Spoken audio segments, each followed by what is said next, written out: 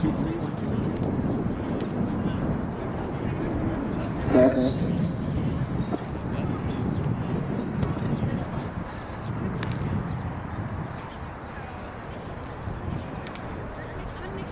afternoon, Bellarmine football fans. Welcome to our last home game of Varsity football season. Before we begin today's game, it is our pleasure to present to you our senior players who will be graduating from Bellarmine this year, along with their parents. It is a time-honored tradition to show our appreciation for the commitment these players and their parents have demonstrated during their years at Bellarmine. This year, in particular, we want to recognize the players and coaches for their extraordinary perseverance through this 10-month varsity football journey. Please join me as we congratulate them for their successes, thank them for their hard work, and wish each of them the very best as they embark on the next phase of their life's journey. As I call each player and parent name, I invite them to walk to the 50-yard line for a picture together on Bellarmine's home field. Please hold your applause until all of our players and parents have been announced. But we will wait because there are no players. It'll probably be better with the players. Let's wait and see.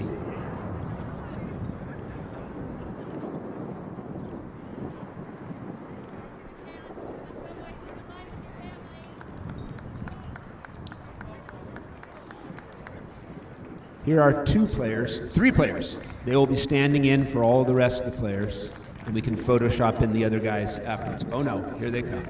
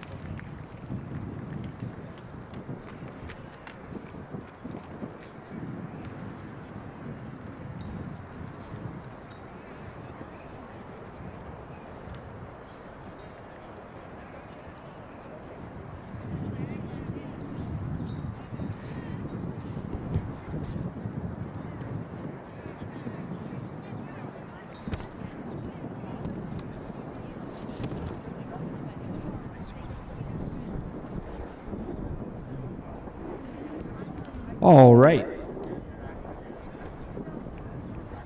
As I call each player and parent name, I invite them to walk to the 50-yard line for a picture together on Bellarmine's home field. Once again, please hold your applause until all of our players and parents have been announced. We will start our recognition with number 1, Adam Hayashi, and his parents, Lisa and Rick.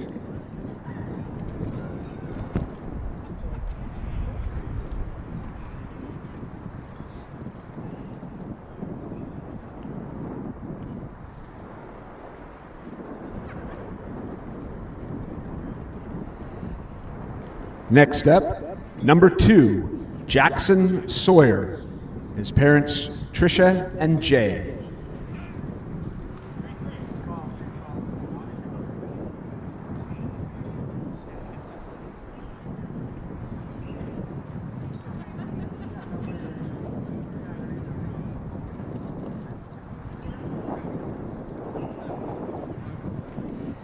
Next, number 4, Reese Burrell, his parents, Kim and Jeff.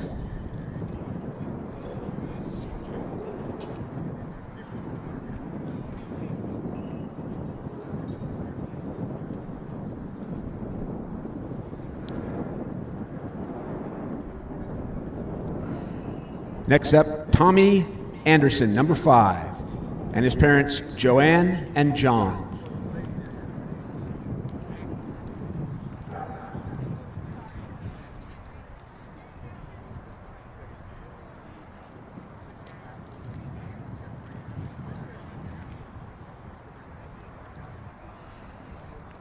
Next, we have number 6, Drew Brock, and his parents, Kathy and Todd. Pleasure.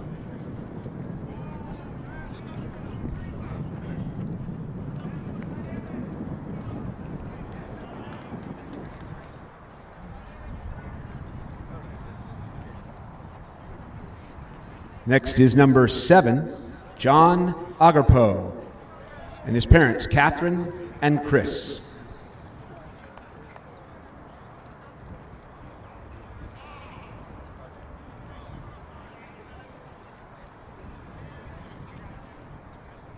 Next is number 8, Diego Rocha, his parents, Stephanie and Jorge.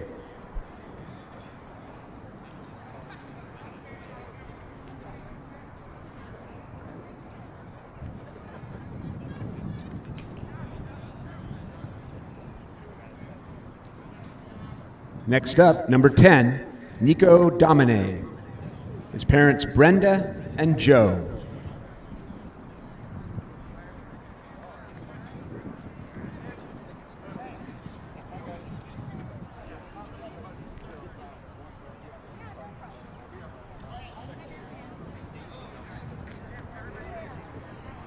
Next, we have number 11, Nicholas Ryan, joined by his parents, Janie and Jeff.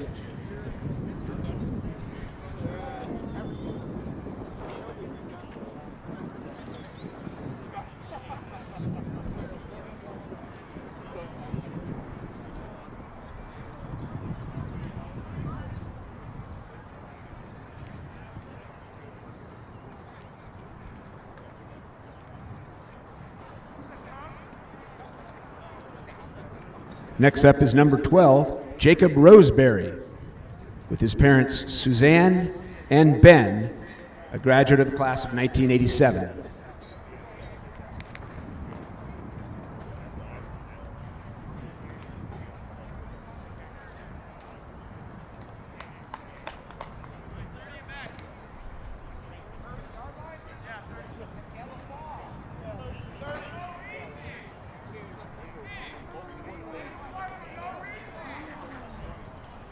Next is number 21, Jack Lance, and his parents, Katrina and Scott.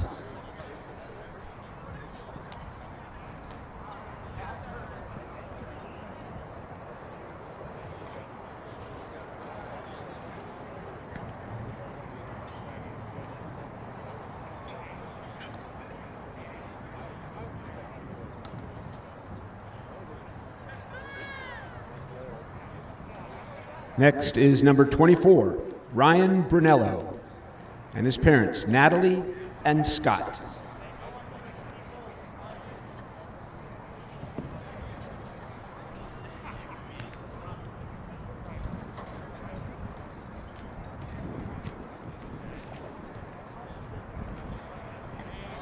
Next is number 32, Elvis Gomez, and his parents, Lucina and Horacio.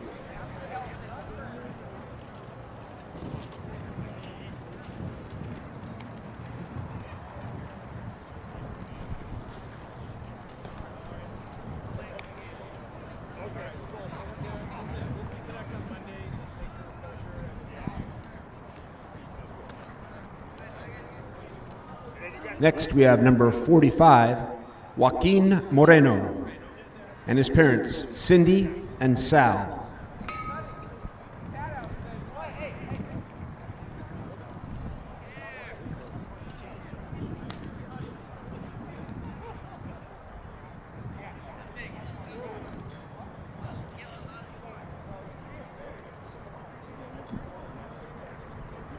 Next, we have number 51, Ethan Galbraith, and his parents, Shante and Josh.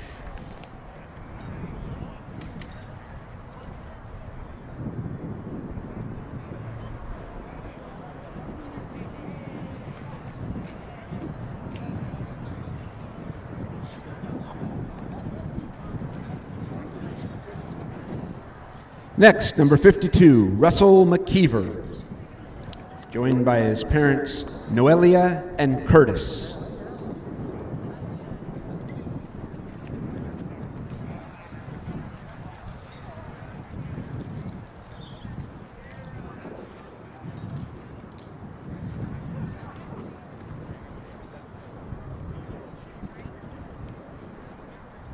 Next, we have number 53, Luke Johnson, joined by his father, Jerry.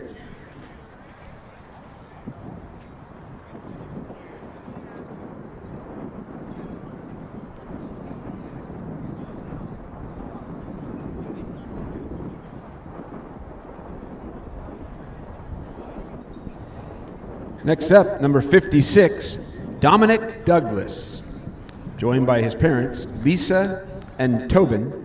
Tobin is a Bellarmine alum from the class of 1986.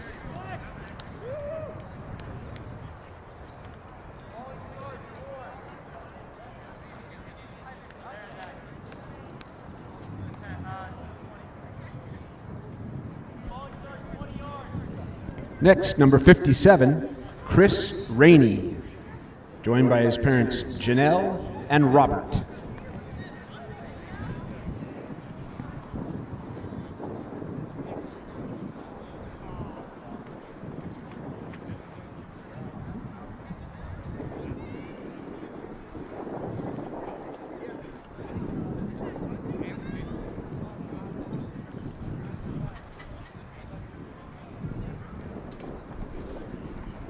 Next up, number 58, Andrew Martinez, joined by his parents, Marisa and Eddie.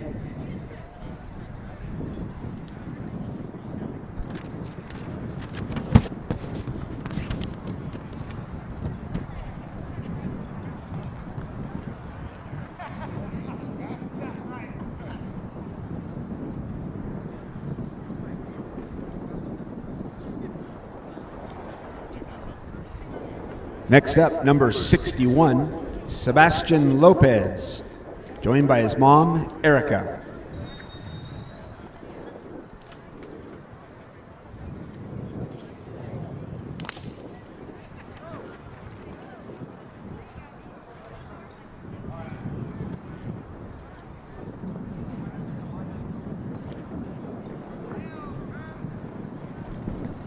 Next up, we have number 64, Shane Dodd.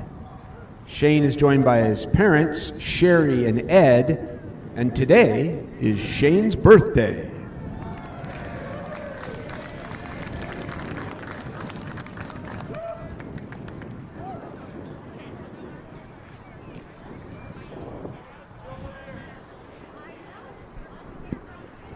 Next up, number 65, Riley Donahoe, joined by his parents, Melissa and Nate.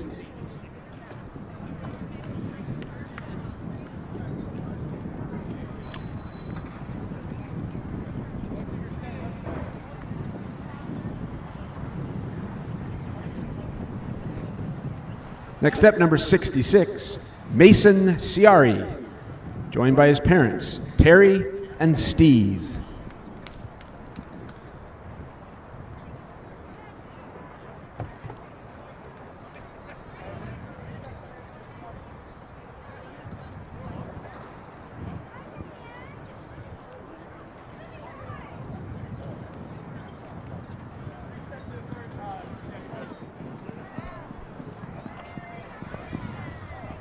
Next is number 67, Thomas Blevins, joined by his parents, Mary and Howard.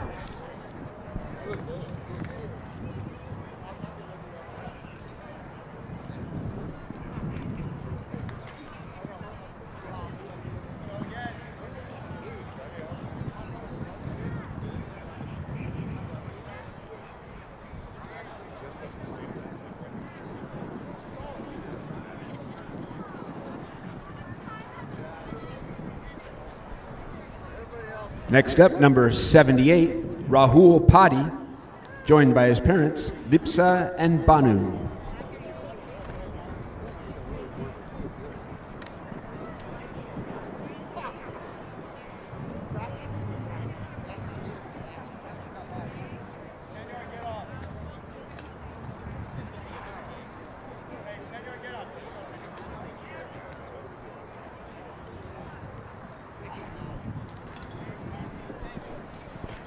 Next up, number 81, Will Matlack, joined by his parents, Mary and Ed.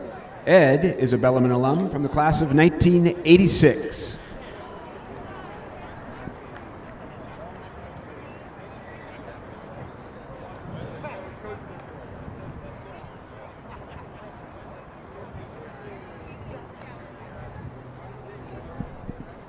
Next up, number 82, Ryan Packard, joined by his parents, Jennifer and Ron. Ron is a Bellarmine alum from the class of 1985.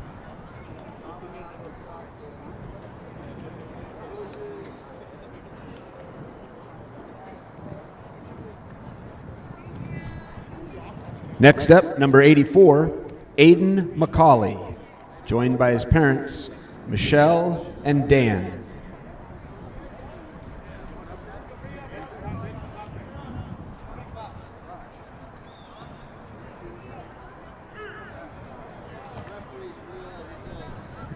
Next up, number 85, Griffin Ways, joined by his parents Kelly and Vince. Vince is a graduate of the class of 1984.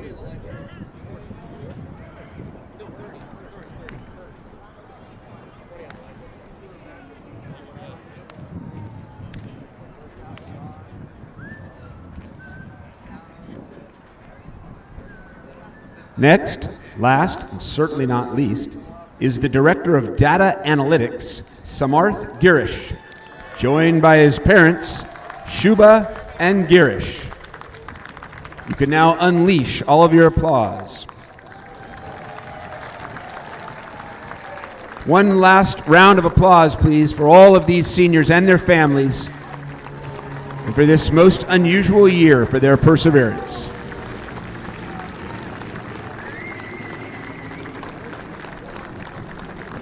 Go Bells!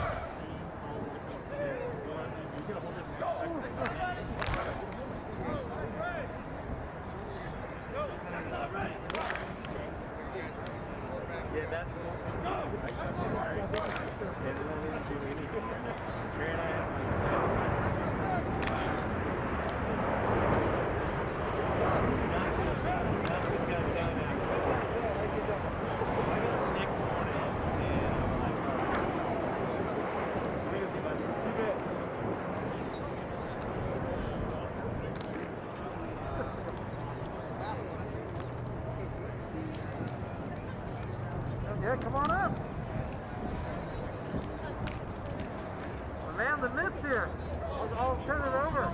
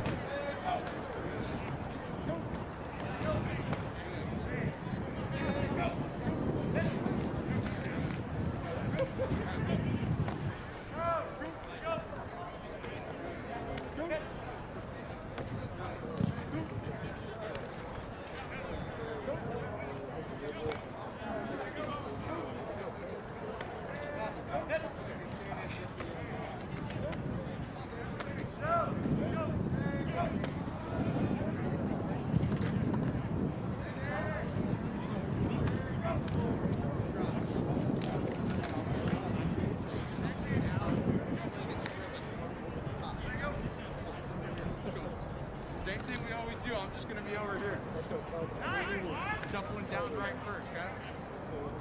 Go! Turn around. Turn around this way. Go! Good. Turn around.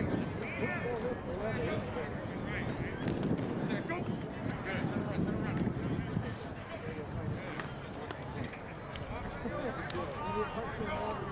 Go!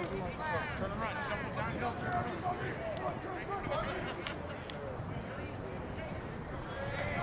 Go! Shuffle. Turn around. Pass. Good.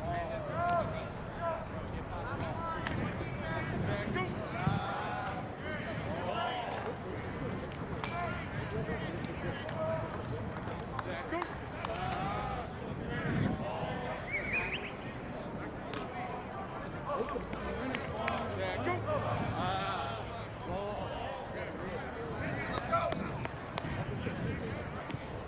Go!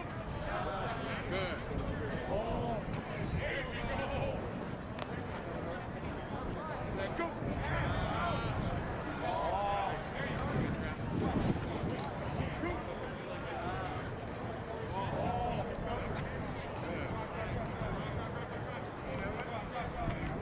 Go. You guys this side. You guys one more here. You guys on this side. There, go.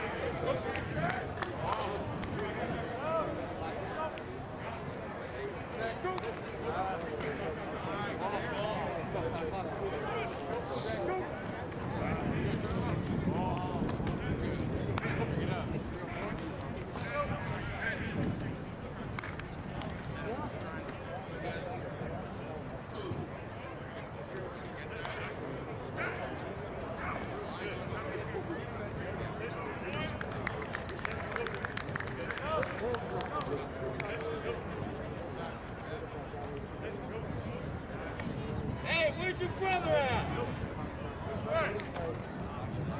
You know which one. I got two. I know you do. But who would I have dealt with the most? The younger one? Not me? Sorry, Bennett. Atlanta.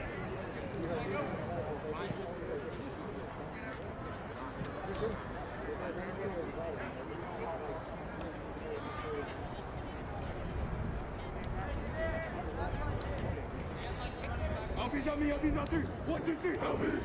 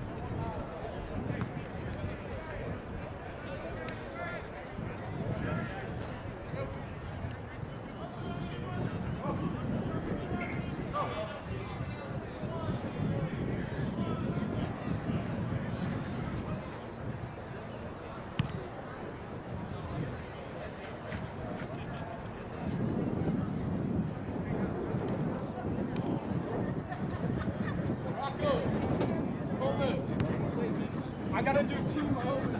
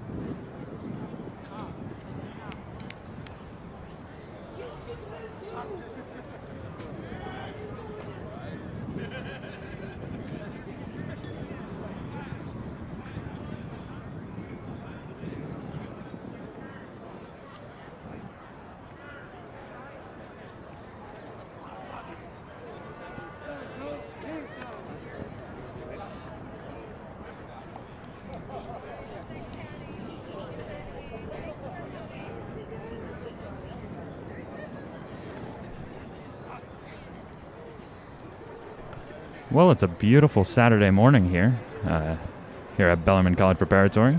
We're ready for a little Bellarmine football. My name is Stevie Chuck. Me along with Danny Williams will be taking you through the game today, where the Bellarmine Bells take on the Valley Christian Warriors. And Valley coming off of a slugfest against Midi last week and a 19-10 win. And Bellarmine getting their first win of the season to move their record to 1-1 after a win against San Benito. I'll ask you this, Danny. Who are you looking for on the Bells side to really put up a big performance here today? On the Bells side, definitely Griffin Wace. He had a big game last game, not only in the pass game, but also on the run, making some key blocks and catching some key passes down the stretch. I'll tell you, I'm looking towards, viral superstar Nico Domine in this game. He's kind of the jack of all trades on the football field, and I'd like to see another big performance out of him. Yeah, punter, receiver, he can do it all out there. Well, we're just about 45 seconds away from game time. Looks like both teams will be marching onto the field not too long from now.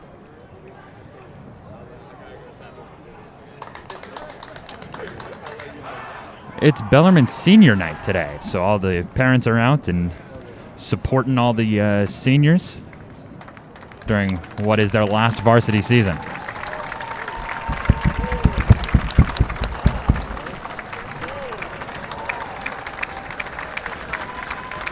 And here they come, your Bellarmine Bells taking the field. A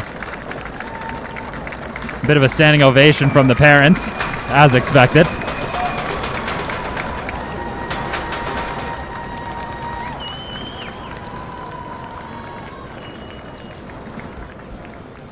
Led out by number 4, Drew Brock. I can tell you as a fan, with the parents next to me, we're ready for a little Bellarmine football. We're ready. Big game today for the Bells. They'll be tested. You know, it's good to have the whole Bellarmine team back. Last week we were missing around 21 players due to a COVID outbreak on the team. But everyone is tested negative. All the protocols have been followed. We're back to full strength. Yeah, one key absence, though, for the Bells. Number 23, Ben Foff, running back. Key part to their offense, so we'll see who can kind of carry his load this game. Ben Pfaff put up a pretty great performance last week, but will be on the bench this week.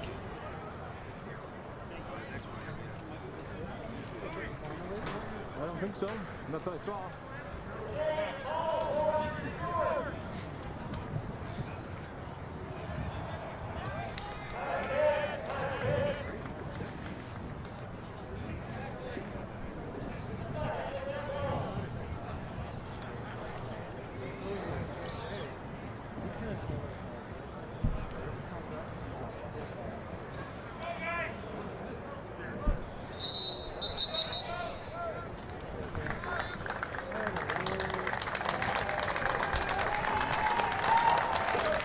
The Bellarmine Bells and the Valley Christian Warriors are taking the field right now.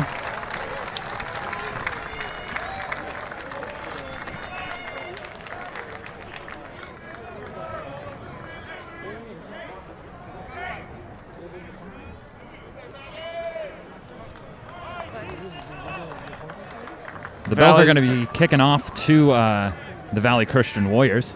Valley's got number 13, Jurion Dickey, back deep. Big playmaker for that Valley team. Dickey is 6'2", 205. Uses that height and that weight to really start to truck through some kids, but has also got immense speed. Hands are down. The kick is through. The kick is up. Fielded by Valley around the 6-yard line. He's going to move it left. He's found a hole. There is a flag on the play. He cuts back to the right. He's got no blockers. There's one chance to bring him down, and they bring him down around the 49-yard line for the Bells. An amazing run by number 6, Charlie Kinney, for Valley Christian. This one looks like it's coming back, though. Potentially for Valley.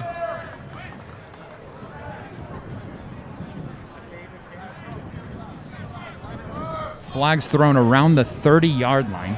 2 flags on the play, one Looks down like on the it's a block in the 27 back. as well. The Bells are cheering. That can only mean one thing. that flag will help them. Yeah, that'll eliminate that big play by Valley there. Fortunate for the Bells.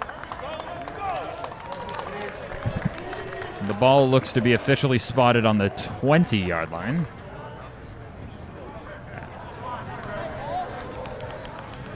And the Bellarmine defense will try to make some magic out of this.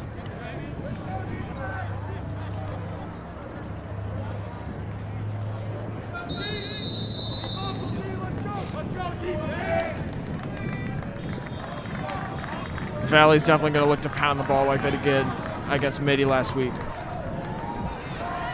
Here comes Valley on the field. Snap, it's a run play over to the right-hand side.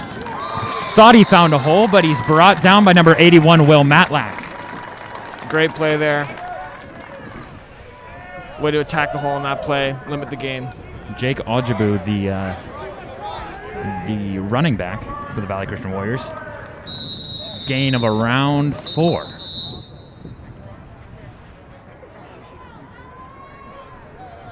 Referee's timeout. Ref's talking to Coach Beachman right now.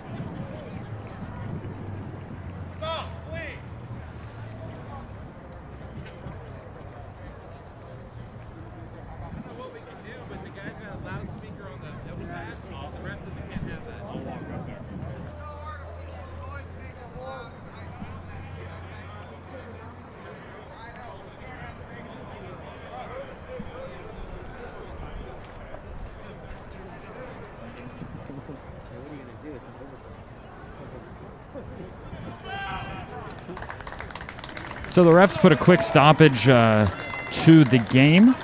The referees heard some artificial noisemakers in the Bellarmine section.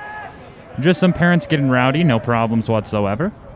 And we'll get back to a little Bellarmine football.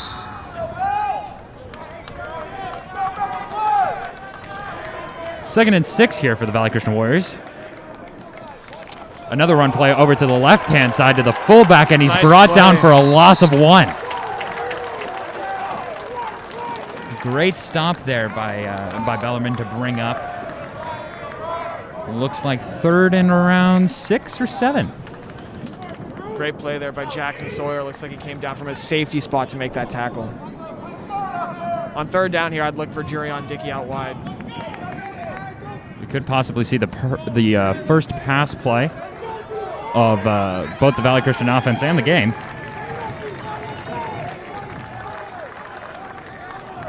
Again, in a very tight formation for the Valley Christian Warriors. It's a play action. He looks left. The ball is overthrown, and that is incomplete. A quick 4 and out for the old Bellarmine Bells. Great defensive stop there by the Bells. After that, great kickoff return. Got eliminated because of the penalty. The Bells able to get a 3 and out. It's always good to start the game with a little bit of momentum. And that's certainly what Bellarmine just did right there.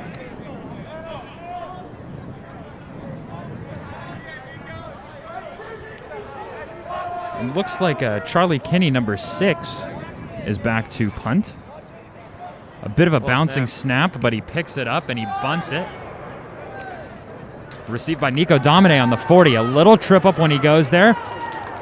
Tries to break a couple tackles, but he's brought down around the 36-yard line, 37-yard line for the Bellarmine Bells. Lost maybe 1 yard on the catch. The Valley Christian defense was able to get there pretty quickly. Bells looking to score early, send a message here in this game. Big playmakers for the Bells, number 2, Jackson Sawyer, and number 85, Griffin Wace. And out comes your Bellarmine Bells quarterback, number 3, Wade Smith. We tend to see a lot of scrambles and a lot of run plays with him, but we'll see if that's replicated. We got 3 wide receivers on the right-hand side, Nico Domine on the left. Shotgun snap, quick pass to the right to Griffin Wace, who is met by 2 Valley Christian Warriors. And that is number 9, Dominic Oliver there for Valley Christian, 3-star recruit, committed to San Diego State next year. Big playmaker for Valley Christian.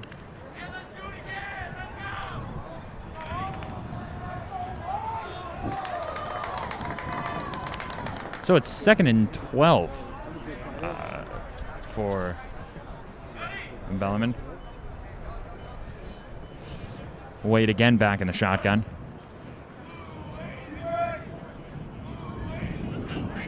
Jackson Sawyer handoff from right to left. He goes. He finds a little bit of a gap, and he pushes through for a good gain of about 3 to 4 yards. Good run by Jackson Sawyer. We saw a lot out of him last week, didn't we? We did, yeah. Receiving, running. Scored 2 touchdowns last week against San Benito.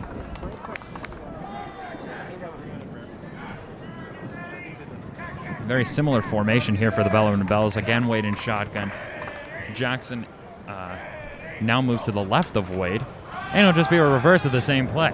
Jackson from left to right, and he's met by a good amount of Valley Christian friends, which bring him down around the 43-yard line. Conservative play there by the Bells, looking to pin Valley back deep here. Here comes superstar punter Nico Dominic. He filled in for an injured kicker last week. He's doing the same here, except he knows that he has about 19 million people have viewed his run from last week. So maybe a little bit of added pressure for him, but low snap again, goes through his legs, and it looks like a repeat of last week. Oh, he decides to bunt it instead. It's up, and it stops on the 20, and they touch it on the 25. A good heads-up play by Nico Dominic there. Yeah, exactly. Good heads-up play. Bells able to get Valley in favorable field position for the Bells. So on both the opening kickoff and this punt, Jurion Dickey for Valley Christian has been back, number 13. I expect you'll see a lot of him, especially on the special teams, but still nothing to come about it, and not necessarily his fault, just more the kicks and the way the game plays out. Bells looking to replicate what they did on that first possession with that quick 3 and out.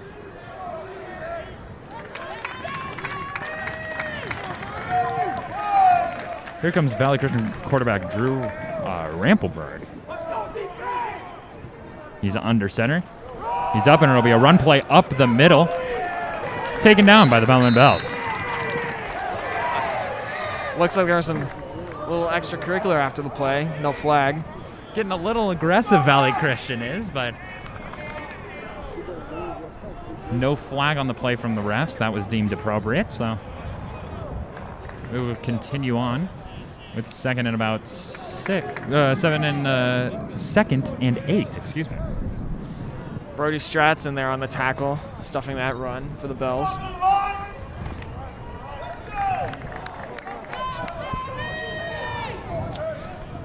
Again, Valley decides to go up the center. The fake handoff, a pass play. He looks to throw to the sideline to Jurion Dickey. Does not complete. Great coverage there by number 8, Diego Rocha on the play. Looking for Dickey all the way was Rampelberg. Rampelberg with 2 not so accurate throws on the 2 throws that he's tried to attempt today. One overthrown and another one just a little bit out of bounds for Dickey.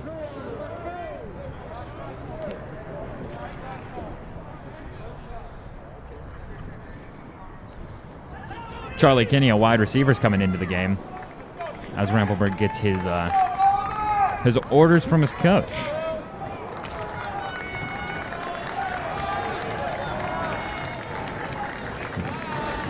Rampelberg back in the shotgun for what seems like the first time today. And inside handoff. It's a handoff from right to left. Good stop there. A good stop. Nico Dominic coming from across the field to make that shoestring tackle. Drew Brock is there as well to help that out. That is now going to be 4 and 5 for the Bellarmine Bells. Another 4 and out. That's exactly what the Bells wanted there. Valley going heavy run again. Bells able to stop it.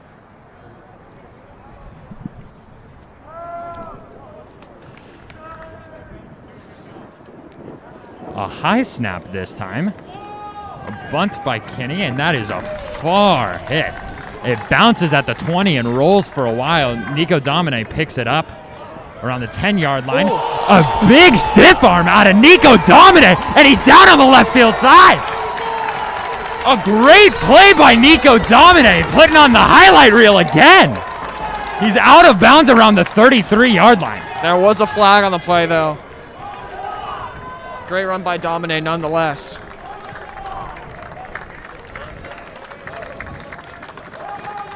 And this one's coming back. Nico Domine showing us that play last week was not just a fluke. That man is a human highlight reel almost day in and day out. Same result, though, from that play. This one is also coming back. It's like a legal block by number 4, Reese Burrell on the play.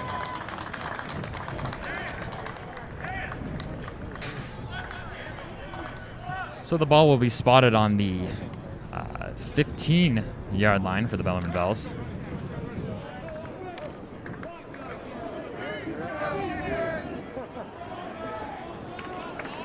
Wade Smith still in. Around this time last game, we saw the Bells start to try out Tommy Anderson a little bit, but it looks like we'll stick with Wade for a while. Wade in the shotgun. It's a handoff to Jackson Sawyer. He moves to the right-hand side, tries to find a hole, but he's taken down by the Valley Christian Warriors. And that's just Valley controlling the line of scrimmage on that play, moving quickly laterally to the left side, right side. And nothing there on that play. You can see the Warriors, their defensive line, despite being quite big players, they seem to move laterally very fast, and that's swallowing up the run game. Wade Smith back in shotgun. You got a tight end and 2 wide receivers to his left. Nico Domine, the wide receiver, on his right. He looks for a pass. He throws into the middle, and it is caught by number 13, Thomas DiVittorio. Great catch. That'll there be by down on the DiVittorio. 20-yard line. DiVittorio is a hard worker. Jim Rat makes those tough catches. We saw a little bit out of DiVittorio last week. It looks like we may see a couple more targets to him again this week, especially if they're going to him this early in the game. I'd look for a short dump pass here to Griffin Wace on 3rd and 4. 3rd and 4 for the Bellarmine Bells, still 0-0. 5 minutes and 20 seconds left in the first quarter. Motion for Diego Rocha from left to right. And there's a flag on the play before the snap. Multiple flags, most likely calling the same thing. False start on the Bells. That is not what you want on 3rd and short. No, that makes it a little bit harder. It's going to be around a 3rd and 9 now. Trying to draw Valley off sides. Couldn't execute.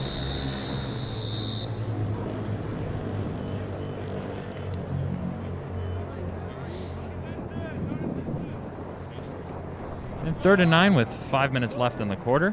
Bell's going to try this 3rd down attempt again. Wade Smith back in the shotgun. The snap, he rolls to his left. He looks for a pass. Valley Christian there, but still an amazing pass. A rollout of the sack from Wade Smith, sadly dropped on the sideline and out of bounds. That's a great play by Smith, able to get rid of it. Earlier in the season, he probably would have hung on to that one, showing maturity there by Smith. And quite the mobile quarterback Smith is. He's not afraid to move outside of the pocket, and he's not afraid to juke out some defenders in the backfield to try to get the look that he wants. But here comes number 10, Nico Domine, to punt it. Low snap last time from long snapper Chris Jabe. Critical here to kick the ball away from Jurion Dickey. Another low snap, and it's down. And Valley Christian almost tackles Nico Domine in the end zone, but God, this man is shifty. Wow, he breaks 3 tackles, 4 tackles. He's finally brought down around the 7-yard line. So 2 bad snaps there by Chris Jabe. More than favorable field position now for Valley. Not a good play for the Bells. Well, it's going to be 1st and goal to start out the drive for Valley Christian. So the Bell defense, just like they have the past 2 drives, are going to really need to come in and do something special for the old Bellarmine Bells. An unfortunate series of snaps there for Chris Jabe. However, Nico Domine showing his shiftiness and his non-punter-like punting abilities. Yeah, able to limit the safety on that play. But still, good field position here for Valley. You know, when you have a player like Nico Domine, it's relatively easy to recover from mistakes just due to how shifty he is. Here again, Valley, a run up the middle. Taken down immediately by Bellarmine at basically the line of scrimmage. Jake Ojebu, the number 5 for Valley Christian, the running back, can't seem to get much going today. Yeah, Bell's definitely watching film was keen on Valley's run game, executing well now for the Bells defense. So it's 2nd and 7 on the 11-yard line for Valley Christian.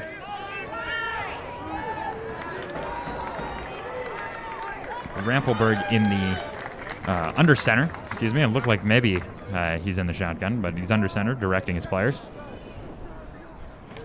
It's back in a quick handoff up the middle again taken down by the Bellarmine Bells for a gain of a couple yards.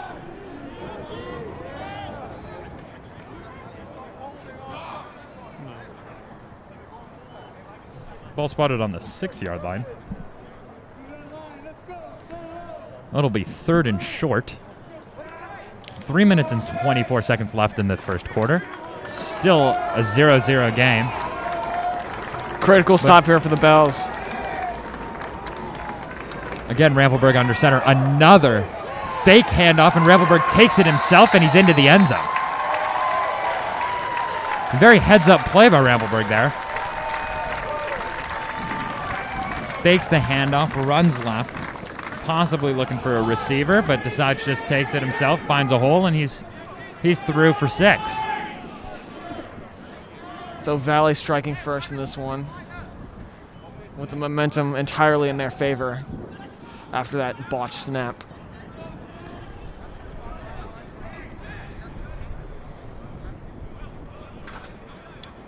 So we'll get a first look at Valley Christian's kicking team today as they go for the PAT. Valley's kicker also their middle linebacker. Quite the tandem. Number 42, Will Cuddy. Left-handed kicker, and it's through the uprights. It hits the baseball field fence on that one. That had a little bit of power behind that kick. Still, though, 3 minutes and 10 seconds left in the first quarter. The Warriors up 7-0. Bell's defense playing well despite that last touchdown. Offense needs to look to get some things going.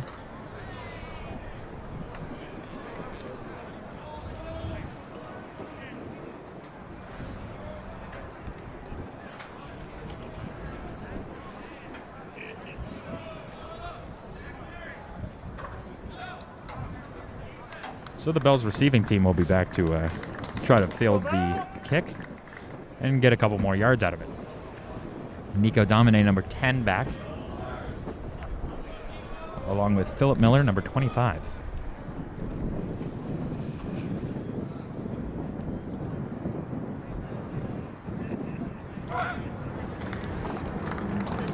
Valley's kicking team is spreading out. Number 42, Will Cuddy, lines up, getting ready for the kick. Hands are up, and they're down. The kick is up. A hell of a kick, and it rolls out of bounds. Bounces once out of bounds, a flag on the play. Flag's going to be calling the ball rolling out of bounds there on the kickoff. Fortunate there for the Bells. Flag thrown on the 2-yard line. Just again solidifying the fact that the ball rolled out of bounds.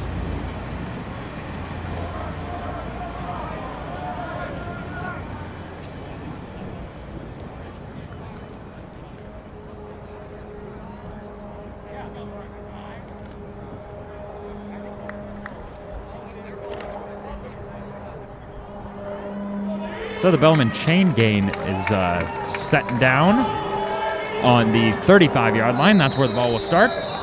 1st and 10 for the Bellarmine Bells.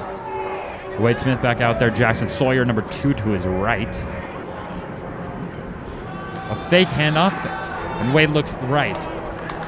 A good ball, however, tipped by number 9, Dominic Oliver, the defensive end. It looks like it was batted down on that play. Good defensive play there by Valley. Intended for Diego Rocha, but just didn't get there in time. Bellarmine's offense this year evolving more into a spread offense with runs to the outside and quick passes as opposed to in years past with a heavy run. So Wade all alone in the backfield. Jackson Sawyer on the motion, and it's a throw to him. He tries to roll it right, but he's taken down by Valley Christian, especially number 50, Nehemiah Musika. Again, that's just Valley controlling the edge out there, knowing the Bellarmine Bells' game plan.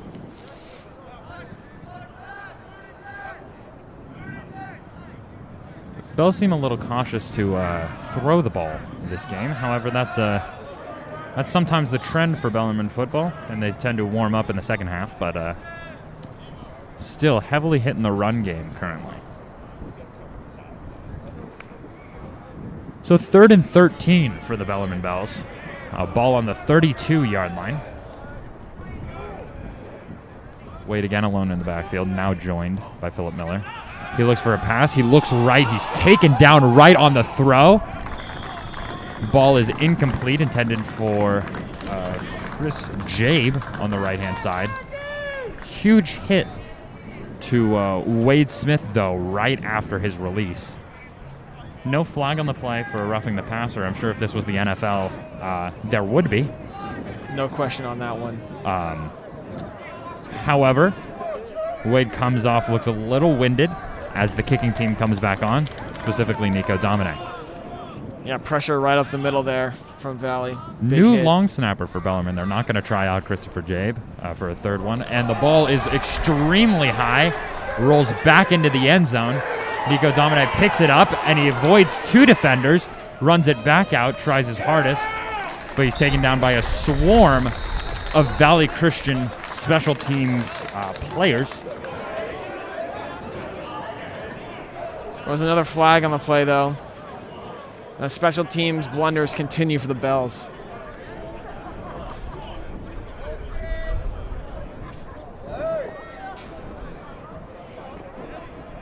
Turnovers really killing the Bells on this one.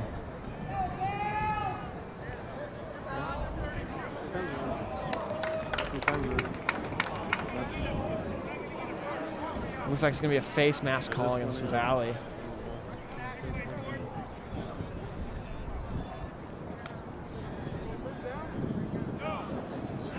Valley Christian parents getting really into it as well in this one.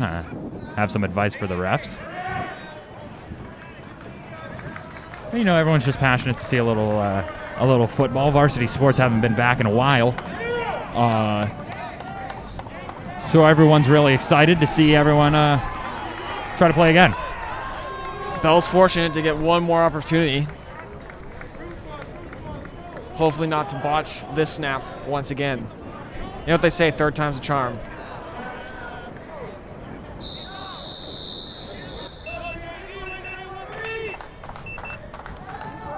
Jurion Dickey again back around the 45-yard line to receive this punt. Nico Domine again back to punt it off. If the long snappers can get the ball into his hands. Chris Jabe going to try it again. Third time's the charm. Another low snap, but able to be picked up by Nico Domine. And a good kick. Oh! Jurion Dickey touches the ball, but drops it around Bell's 42-yard line. He jumps on it, and it seems to be Valley Christian's ball still. However, he had to worry about around 3 to 4 Bells there trying to get the ball away from him. Dickey, usually a sure-handed receiver, kind of misread that one, fortunate enough to get it back. A lucky break for the Bells. Instead of being first and goal on the half-yard line, they've now got a little more room to work with. Ball down on the 42-yard line, the Bells' 42-yard line. And here comes the Valley Christian offense.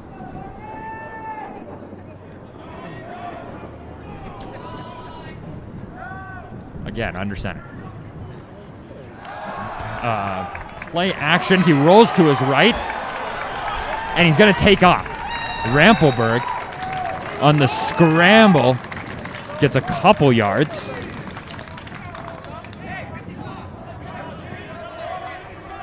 He'll go out of bounds around the 38-yard line. Gets a gain of about 4 on that one. Bellarmine got pressure in there, looking for Dickey once again all the way. Rocha playing good coverage, though, for the Bells. But Rampelberg showing a little bit of his quickness, rolling out to his right, and then getting a few on the pickup. So it'll be 2nd and 6 on the 38-yard line for the Valley Christian Warriors.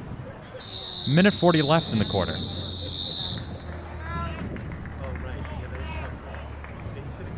There's a timeout on the field.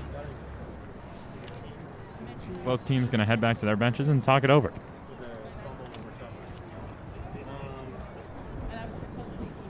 Yeah, actually, I did not. And the reason why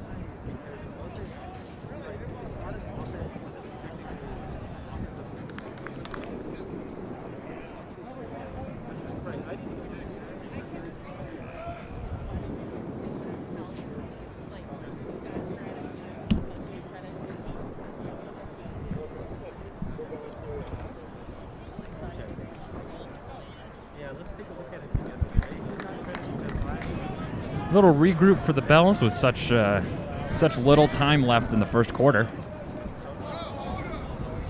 They're going to head on back out there and try to make some magic happen before the quarter ends. Valley Christian on the other side, trying to replicate their success on their touchdown drive.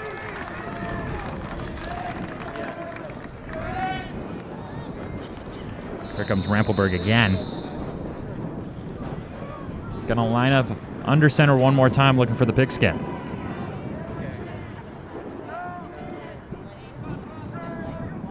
Ball is snapped again. A fake run to a pass. Swallowed up. A great play by number 13, Thomas DiVittorio on that. Intended for number 7, Tyler Roberts, the tight end. Size mismatch evident on that one. Number 7 being about 6'4", and DiVittorio only about 5'10", but DiVittorio's speed able to catch up with him and make the play. DiVittorio showing you that height doesn't matter. He can still get up the extra 6 inches he lacks in height and make a play on the ball.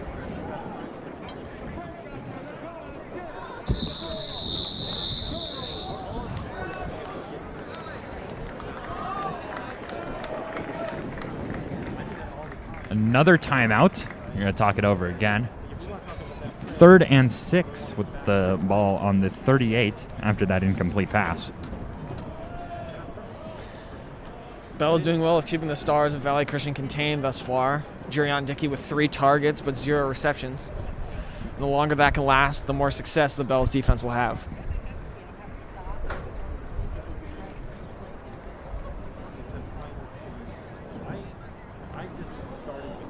So with almost a full quarter wrapped up in the game, Danny, what would you say is the key to Valley Christian's offense thus far?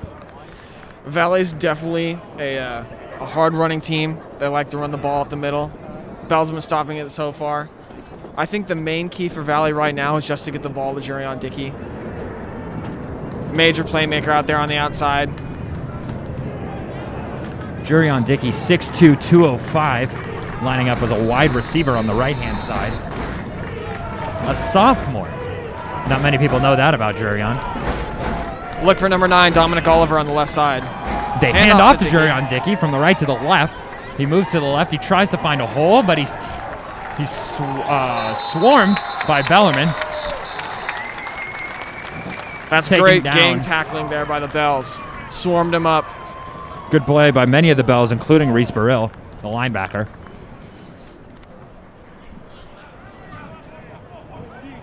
Ball will be spotted for a slight gain, making it 4th and short.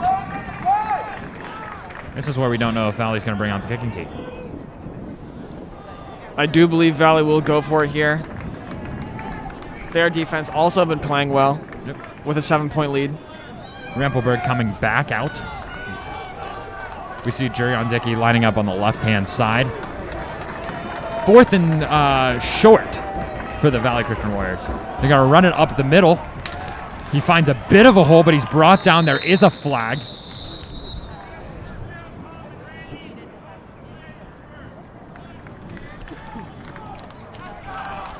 Flag on the play. Face mask on the Bells. Face mask on the Bells. The result of the play will be a first down. 34.5 seconds left in the quarter.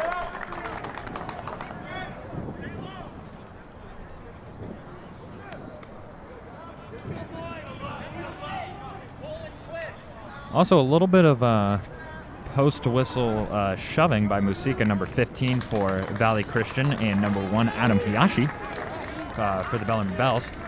I'd keep an eye on that relationship for the rest of the day and see if tensions start to rise a little bit between these two teams. It's been a fierce rivalry for quite a while here in the Bay Area, and I wouldn't be shocked if both teams get pretty passionate into it. So clock winding down. We're at the 17-second mark. Valley looking to have one more play before the final whistle. Again, a target to Jurion Dickey, but he just can't make a play on the ball. It looked like it may have been tipped a little bit, possibly by number 81, Will Matlack. But again, an incomplete pass. It'll be 2nd and 10. 10.8 seconds left on the clock. The ball on the Bellarmine 16.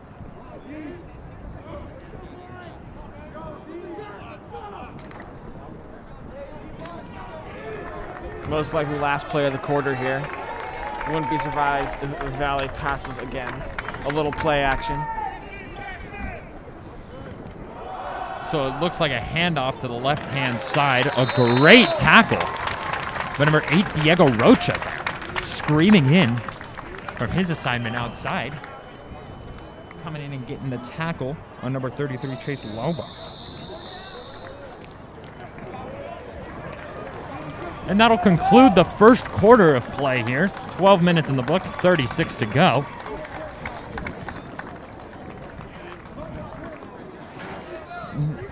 Still a close game. Almost anyone's game at this point, only separated by a score. Bell's defense holding their own, trying to stop the almost seemingly unstoppable Valley Christian offense. We've seen both last season and in their game against Midi, minus all the turnovers, that they've got quite the offensive push. Bell's offense hoping to turn the tables a little bit, get the momentum swinging in the right way and start making some big plays and getting some points up on the board. Yeah, you said it. I feel like this game is going to be one about big plays. Both defenses playing really well. It's just which team will catch a break first. And this one so far, it's been Valley with those 3 bad snaps.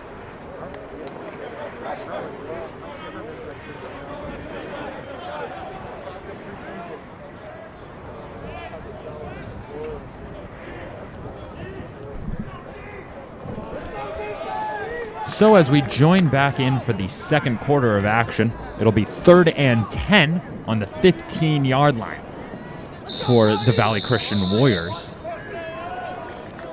Rampelberg under center again. He looks to the right-hand side, targeting Jurion Dickey. Tries to make a play on it, and he catches it. That will be a touchdown for Jurion Dickey. A one-on-one assignment, and he's able to just out-muscle and out-maneuver the Bellarmine cornerbacks and put 6 up on the board. Couldn't contain him for long. He's our best player for a reason. Makes that great catch.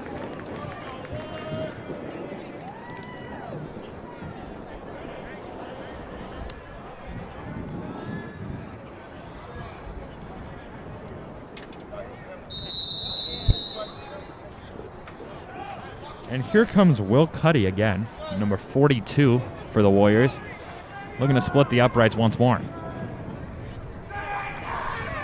Oh, it'll be a fake PAT with a run to the right-hand side from the holder, and he gets in.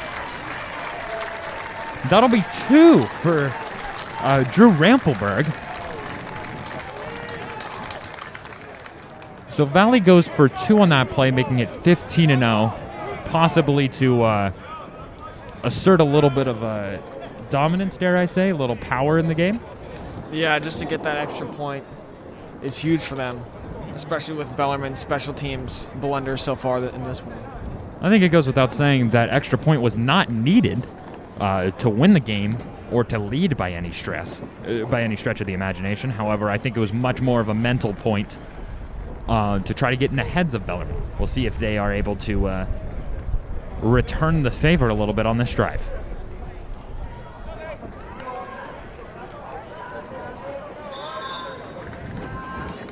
Bell's offense needs to get it going here. Their special teams has put them in a hole. Defense has played well.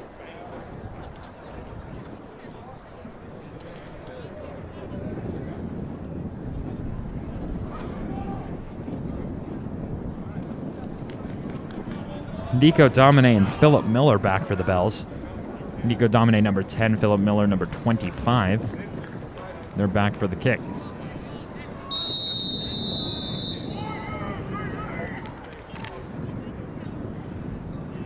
Kick is up. A bit of a roller picked up by Philip Miller around the 10-yard line, and he looks, he's got a hole. A good run from Philip Miller down on the 40-yard line. About a 30-yard run. He was able to find a bit of a hole through the middle, eventually taken down by the last line of defense for the Valley Christian Warriors. And Miller, only a sophomore, but what he lacks in size, he definitely gains with his speed. Good return.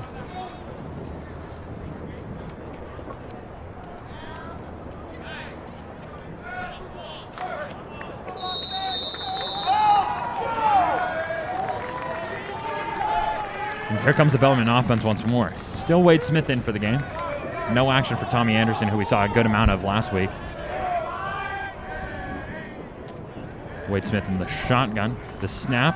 A fake handoff to Jackson Sawyer. However, Valley Christian read that, crashed in, and a good tackle by number 15, Musika, to sack Wade Smith. Number for a 9, loss of 1. Dominic Oliver in there too. Difference maker on the edge. 2nd and 11 for the Bellarmine Bells on their own 39. Only 1 timeout left in the half for the Bellarmine Bells. Valley Christian still has all 3.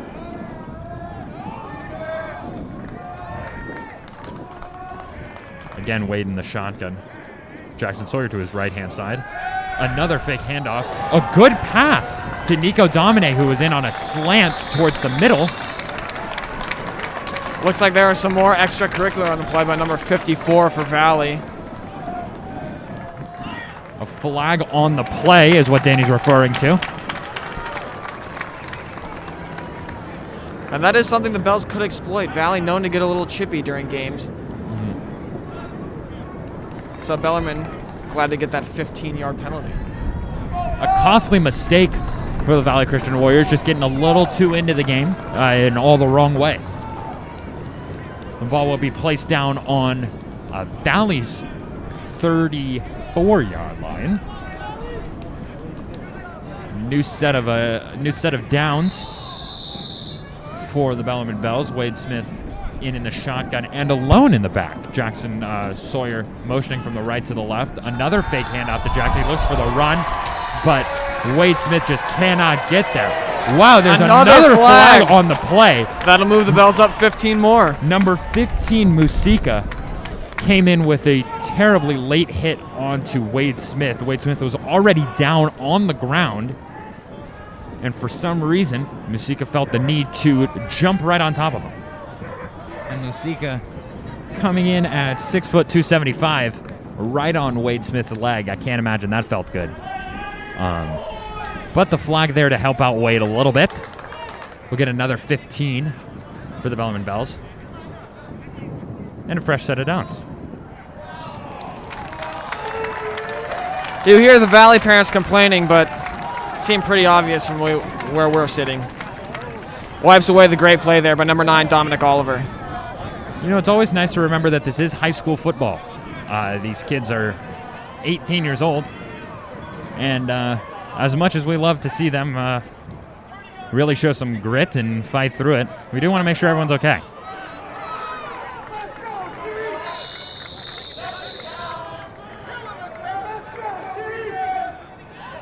So it'll be 2nd and 5 for the Bellarmine Bells. Wade Smith again in the shotgun. Quick pass to the left to Nico Domine. However, a cornerback for Valley Christian right there, able to take him down.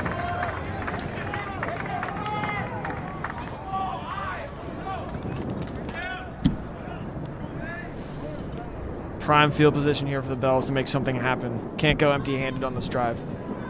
Good field position in the grand scheme of the field. However, a 3rd and long is not necessarily the greatest opportunity to be in. 3rd and 8 for the Bellarmine Bells on Valley Christian's 32. Trying to make something happen here. Wade Smith again in the shotgun. Philip Miller to his right-hand side. He's going to run to the right-hand side. Diego Rocha gets a little bit of a pass. Tries to find a hole through the middle, cutting left, but is taken down. A gain of only a couple yards. That'll bring up 4th down. And the Bells will stay on the field looking for a 4th down conversion. It was successful for Valley Christian. They're hoping to have the same level of success here. Big play for the Bells here. Snap is up. He looks for a right-hand side on the right side. Oh, and it's put right into the chest of Griffin Waste. Just was not able to make the play. That will be an incomplete pass. And Valley's ball on their 31. Great pass there by Wade. Waste, however, wasn't able to catch it. Missed opportunity there for the Bells.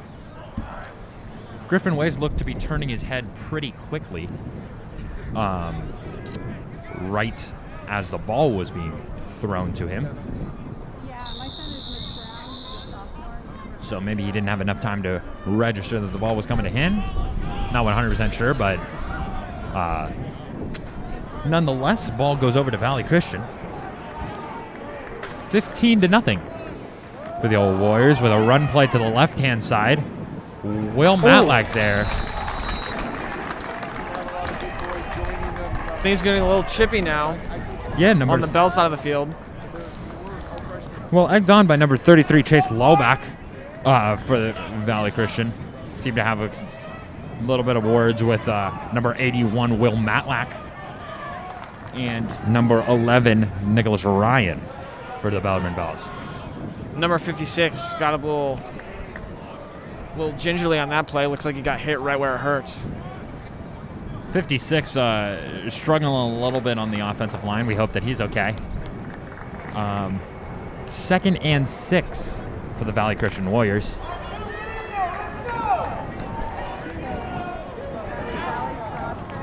Again, Valley under center. A flag before the snap. Flag down. And we'll await the call from the striped shirts. Looks like it's going to be a false start on Valley Christian. So not necessarily what Valley was hoping for on that play. They were hoping to gain yards, not lose them. But nevertheless, they will continue on. 2nd down and 11 on their 30-yard line. Again, Valley under center with a handoff to the right-hand side to number 5, Oljaboy. A good stop from the Bellarmine Bells.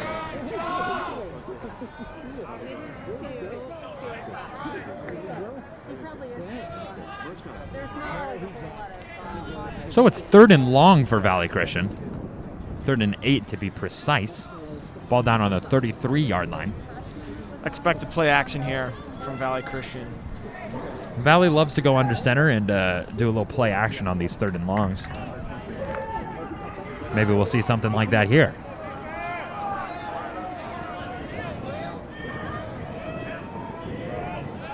Valley under center.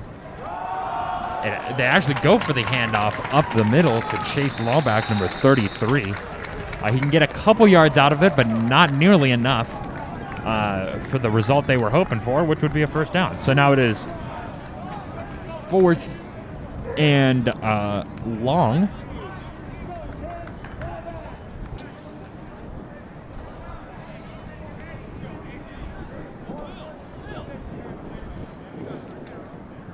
And the punting team comes back on the field for Valley Christian. Nico Domine in the white long sleeves, number 10 for Bellarmine. Back to field the punt just around the 35-yard line. Snap is good, punt is good, right to Nico Domine. He catches it, no bobble, no trip this time. He runs to the right-hand side, tries to get something. Gets around a 12-yard gain, I would say. Down on the 46-yard line. Taken down by number 11, Drew Rampelberg. Bells once again in solid field position, looking to make something happen on the offensive side.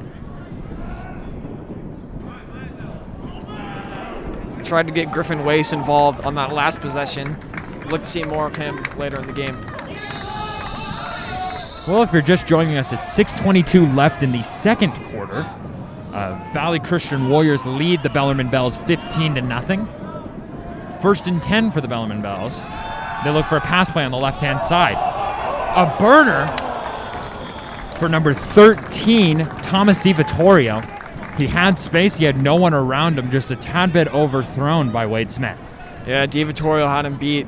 Smith needs to lay that one in there. Would have been a big play for the Bells.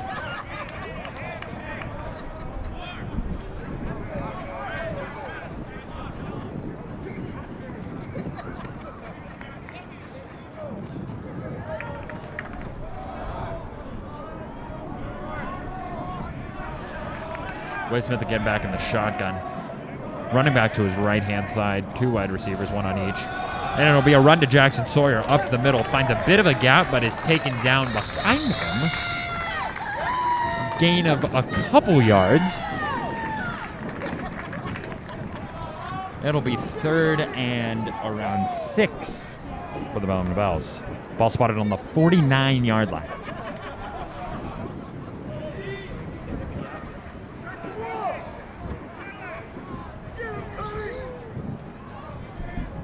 The Bells got their assignment. They line up in a very similar formation, just with Philip Miller, the running back, on the left-hand side. It looks like it'll be a handoff to the right-hand side to Philip Miller. He's met by the Valley Christian Warriors, harshly, dare I say. Number 42, Will Cuddy, the kicker and also the middle linebacker, was able to get there.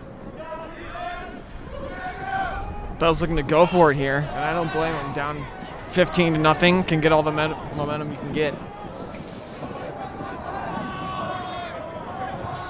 Never mind, I stand corrected. We thought they were going to go for it there, but instead we see Nico Domine run on the field, and that can only mean a punt. With Chris J, the long snapper, again. A little bit high, but okay this time, and it just comes off the wrong side of the foot for Nico Domine. It lands out of bounds around the 35-yard line. Maybe a 20-yard punt. We've certainly seen better out of Nico Domine, but for not being a punter full-time, you can't necessarily blame him for having the kick come off the wrong side of the foot. Yeah, and the special teams just keeps digging a deeper hole for the Bells to try and dig out of, whether it be a bad snap or a bad punt just then. You know, given the circumstance, Bells kind of been lucky to have the defense that they've got right now, especially to make up for some of the lackluster performances on special teams and offense. But nonetheless, Valley still leads by 1. Valley under center.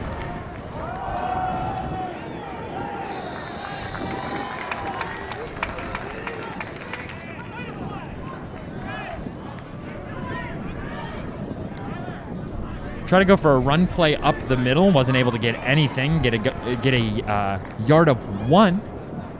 A gain of 1. Excuse me. It'll be 2nd and 9 on the 36 for Valley Christian.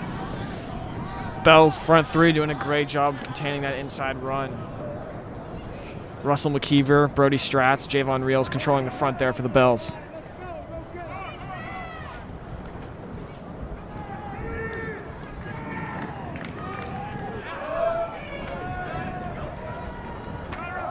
So Valley up the center again. But a great rush by Will Matlack. Gets there for a huge tackle, a huge sack. Loss of like 15 yards on that one. An amazing play by Will Matlack. Just blitzed right up the middle. Got the pressure and a big play there for the Bells. I'll tell you, both on and off the field, in his studies and in his football, and just in life, Will Matlack puts a lot of passion and a lot of love into everything he does, and it pays off right there with a huge sack.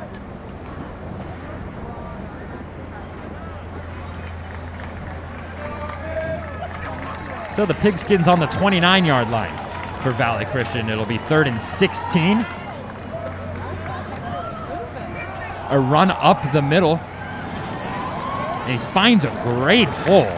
He's up and he's down on the 45-yard line. That is the fullback Chase Lobach. Or running back Chase Lobach, excuse me. Number 33. This is going to be close here.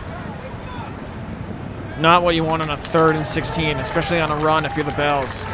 But sadly, for the Bellarmine fans, the refs call a first down on that. So it was a 16-yard run, just enough to get the first down.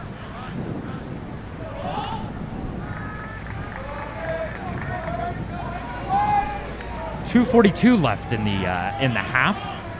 Warriors up 15-0. Another run play off to the right-hand side to number 5, Jake Aljabu. A good gain there. Runs out of bounds just in front of us at the 47-yard line. Gain of 8. It'll be 2nd and 2. Bellarmine's goal here just to limit Valley to only a field goal or no points, preferably. Limit their lead going into the half. Well, if they can stop Valley and have no points scored on the Valley Christian side before the half, that'd certainly make their job easier in the second half.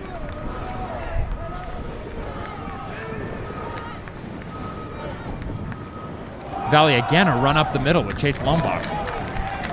He runs up the middle, moves to the right-hand side, breaks a couple tackles. He's got a good run. He breaks a few more. They just cannot get Chase down. Great run by him, finally brought down around the 23-yard line.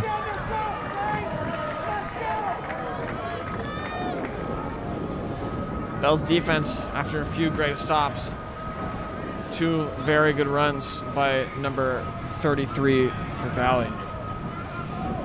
So 1st and 10 on the 26-yard line for Valley. Just outside the red zone and in good scoring position, hoping to make something happen in the final 2 minutes of this half. Again, Valley under center. Another run over to Aljabu to the right-hand side. He's got a bit of a gap. He breaks a couple tackles, trips, stumbles a little bit, and falls down around the 9-yard line. Flag on the play.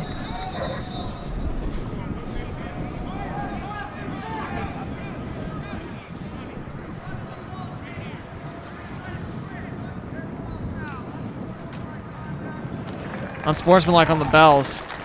Unsportsmanlike conduct call on Bellarmine. Not what you want there if you're the Bells.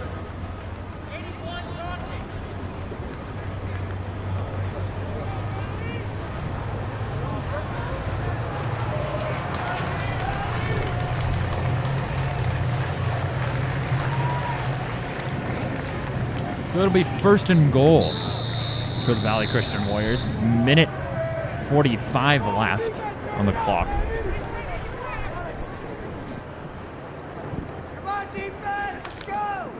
Valley hoping to score here in 1 minute and 34 seconds. Time marching on.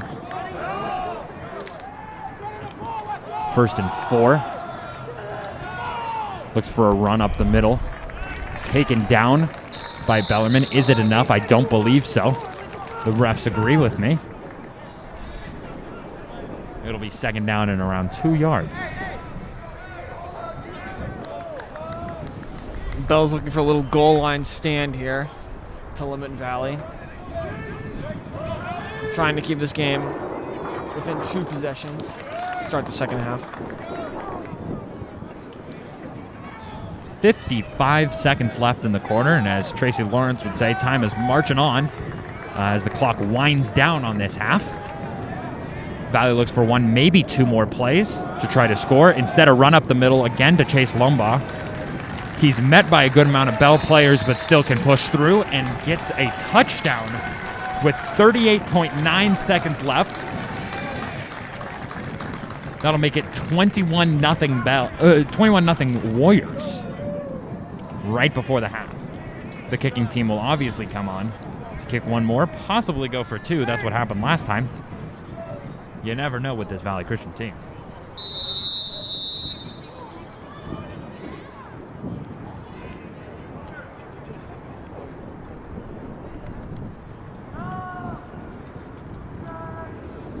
This snap is back to the place. The kick is up and it is through.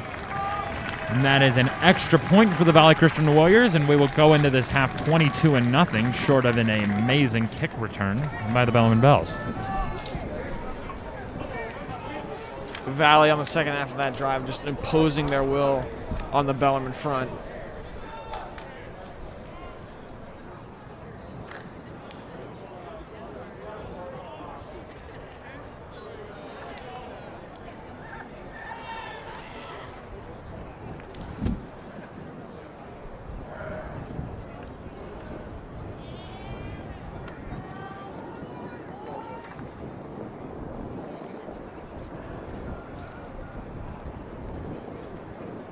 So Valley will kick it off with 38.9 seconds left in the half. Again, Philip Miller and Nico Domine running back to field the kick. We've seen big plays out of both of these kids before, hoping for something similar on this one with such short time left in the half, possibly to get on the board. Granted, a good return from the Bells would be key, considering they still have 3 of their timeouts left. The kick is up. A huge kick. Fielded by Nico Domine on the 2-yard line. He's going to try to make some magic happen. He runs up the middle. Thought he saw a gap. Did not. Number 43, Shiloh Shimmerhorn for Valley Christian said, no, you will not have a gap. Takes him down around the 30-yard line. So 33.2 left in the half. Bell's hoping to make something happen here. Possibly just hold the ball to ensure that it does not get into the hands of Valley Christian. This is the first time we get to see Tommy Anderson out there on the field. Number 5, the quarterback for the Bellarmine Bells. Looks to the right-hand side for a pass. He throws it over to number 14, Chris Jabe. Whoops. That'll be a completion. He gets the toe tap in there. Gain of 3 yards on that. It'll be 2nd and 7 with just under 30 seconds to go.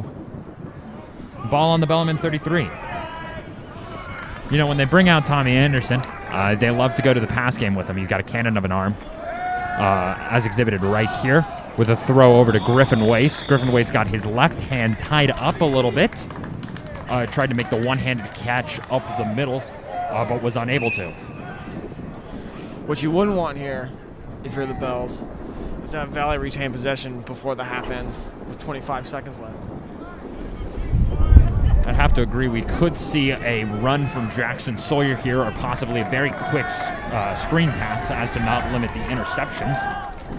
But I'm wrong on all of that. And that'll be a first down for Bellarmine. Another great catch by Chris Jabe on the right-hand side. Nice little cutback route.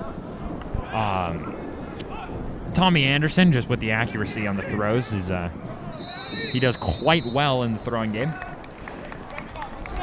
There'll be a timeout. It looks like Valley Christian will call their first of the half.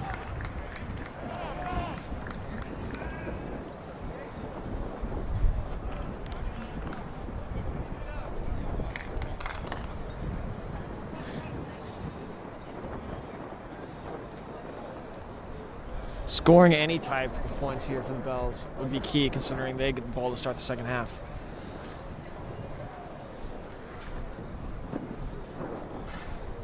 If Tommy can throw a bomb and get it into field goal range, that'll work. That would be ideal. If he can throw a bomb, get it into the end zone, that would also work. Exactly. If he can't, he's got time for about 2 plays. So if they're really banging on, or hoping to bang out a field goal, he's going to need to throw it down the field as much as possible. If not, if he wants to go for 2 pass plays and get 6 before the quarter and the half ends, then we could see a good 15, 20-yard pickup and then just go for the long ball. Again, Tommy Anderson back out there. Jackson Sawyer to his right-hand side. A pass in the shotgun. Jackson Sawyer will block. He throws into the middle. Almost picked off pass intended for Thomas DiVittorio. A good play by Valley Christian there to get the stop. 17 seconds left. 2nd and 10 on Bellarmine's 44.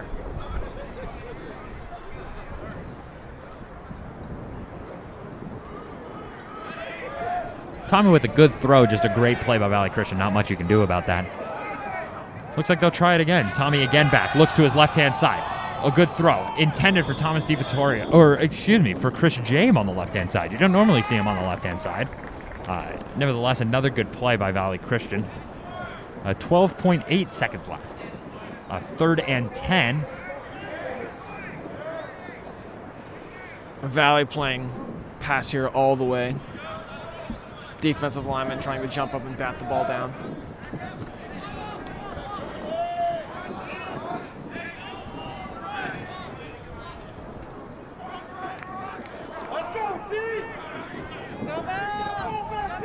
So they'll try it again. Tommy looks to the left-hand side. He's connected to Jackson Sawyer. Jackson Sawyer with a good little pickup, enough for a first down. He's down on the 42-yard line. Another timeout called. 6.9 seconds left in the half. Way too long for a field goal. That was a Valley Christian timeout, by the way. 1st and 10. You would expect to see a long pass play here. Bells could also just keep it on the ground if they wanted to. Yeah, Bells, if they decided, looks like they have one opportunity to get it into the end zone. No, go ahead. I have more on the car. Oh, okay. You weren't going to make her meal last minute. Actually, I mean, this first. Yeah, you're right. So Tommy Anderson, the man with the cannon. He's going to line up again in the shotgun. Jackson Sawyer to his left-hand side. Griffin Waste, the tight end. Diego Rocha, the wide receiver on the left-hand side. 2 wide receivers on the right-hand side. Most notably Nico Domine. Nico Domine on an out route. He throws, gets out of bounds very quickly. A good pickup of 3 to 4. Smart play from Bell. Gets them a little bit more down the field. Stops the clock at 3.5 seconds. Could possibly go for the bomb here. Timeout called by Valley Christian. They used all 3 timeouts in the final 2 minutes of this half. Bell hasn't touched their timeout since the first quarter.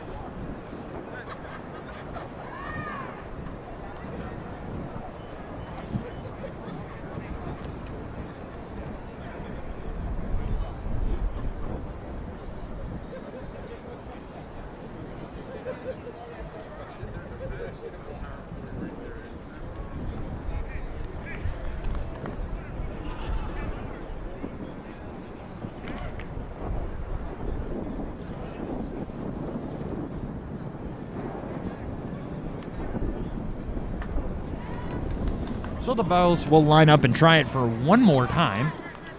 Again, Tommy Anderson back in the shotgun. Jackson Sawyer to his right-hand side. 2 receivers and a tight end on the right.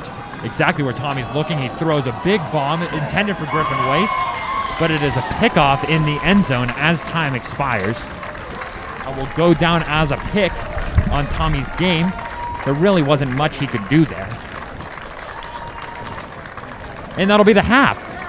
The Warriors are up 22-0 over the Bellarmine Bells. Bells enter the locker room hoping to change the momentum of this game. Valley Christian hoping to keep it the same. We'll see you at the start of the third quarter.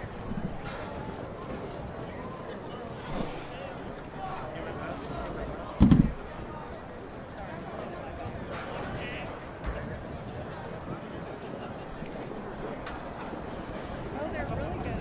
It doesn't look very pretty. Costco.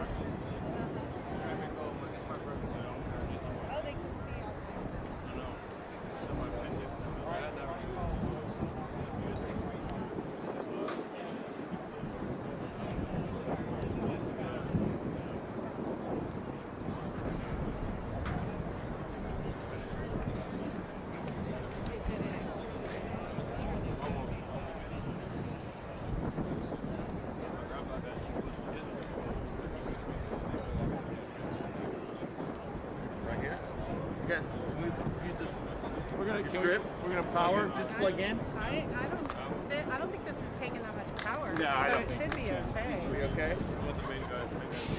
Okay. Yeah, I talked to Michael. He had. Well, we know nothing. If you talk to him, then you've got the current Should be fine. information. I think he has some tape over there if you need to tape it down.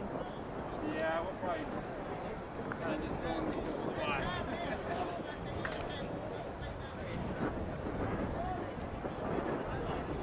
Did you want me to walk over and see about some tape?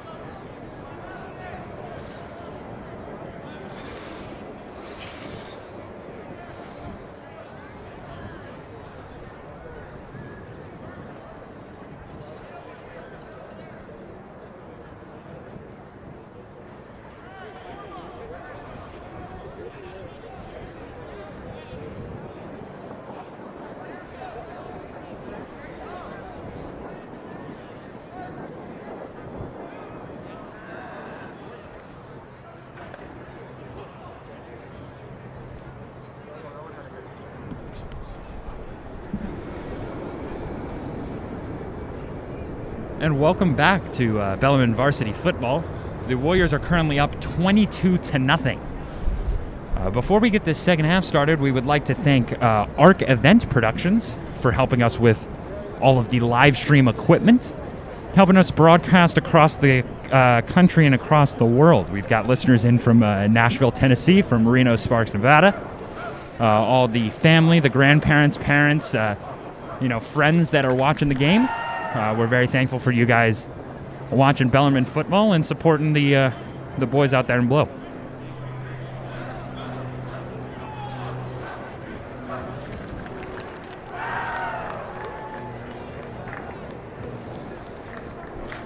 So in just a matter of seconds, both teams will be taking the field to start this second half of varsity football. Got 24 minutes of high school football coming your way. The Warriors hoping to hold on to what they've built and possibly compound on top of it as far as their lead goes. Bells want to put some points on the board. The Bells have had some good defensive stops, especially early in the half, but their special teams and offense have not been shining as much as they normally do. So we're hoping to turn the tides a little bit here at Bellarmine.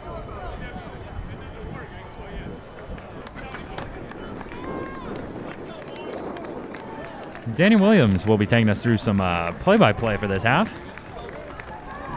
as the battle in blue commences. The battle in blue. Nobody calls us that as of yet. However, I believe since this game goes on every year and it's such a historic rivalry, maybe we should put a name to it. So anyone that wants to make T-shirts for the Battle in Blue, feel free. Thanks, Stevie. And for the Bells especially, it's important to get their stars going. Not a lot of action from Jackson Sawyer or Griffin Way so far. Sawyer's had a few runs, but not much going for either of them. And Way's been targeted a couple times, but nothing to show for it.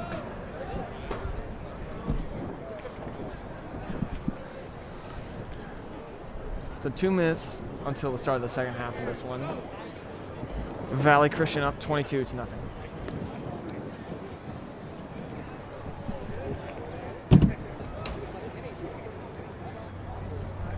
So, Danny, we saw a good amount of Tommy Anderson in the later part of that second quarter. Do you expect the Bells to go back to him a good amount? I see him warming up on the sidelines right now. Do you expect him to be a big part of this, or do you think it's kind of the Wade Smith way? Well, it pretty much depends on the type of play for the Bellarmine Bells. Obviously, Smith is more physical as a runner, and is better with those quick passes. But Anderson has shown that he's more capable standing in the pocket and making those medium to deep throws. I'd be interested to see the route that Bellarmine goes. I can only imagine Valley Christian will stay the same with their under center formations and heavily relying on the run games and then the play actions. Again, a star wide receiver in Jurion Dickey, number 13. A couple targets, but not much out of him today. Yeah, only that one touchdown catch, but I mean it was a big catch. So fortunate for the Bells to limit him, but the one catch he did get put 7 on the board. Exactly. If you're gonna only have one catch in the first half, I'd suggest it be for 6 points. Yeah. So he kind of nailed that.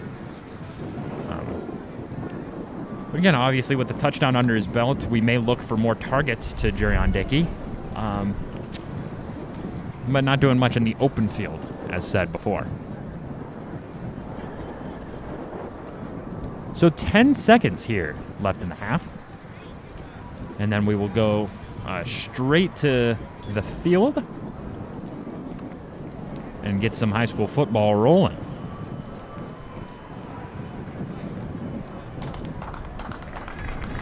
Bells will receive the second half kick after deferring the first half. We're going to put some points on the board early in this one. And a similar game to San Benito, as they were down 14-0 at one point, able to make a 17-14 comeback. So we'll see if history repeats itself here. We've seen big Bellarmine comebacks before, especially coming out of half. As the other teams tend to get comfortable, Bell kicks in. So.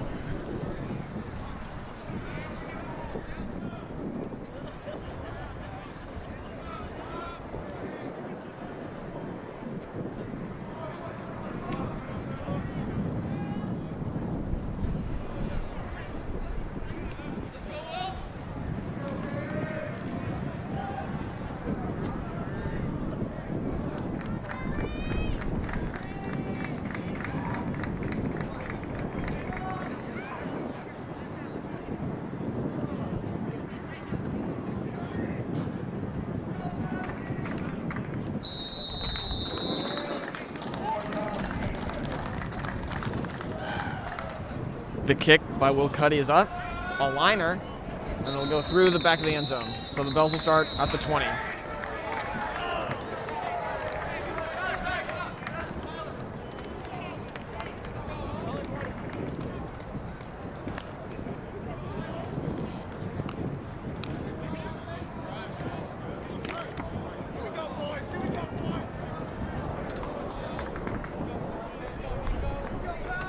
Looks like the Bells will roll out Tommy Anderson to start this second half.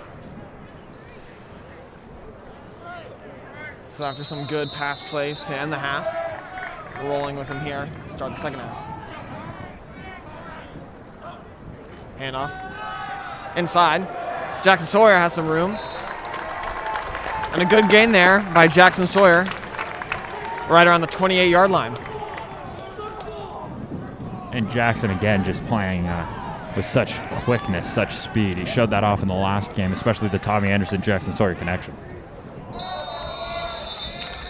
False start, number 4, Reese Burrill there for the Bells. Putting back 5.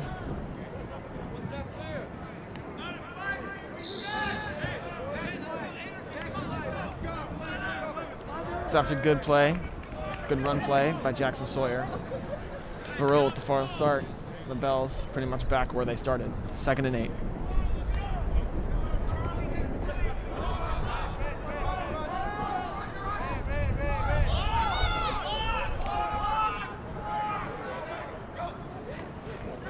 Anderson looking the pass, far side. And pass is caught by Nico Domine, but not much there. Sacked up by number 1.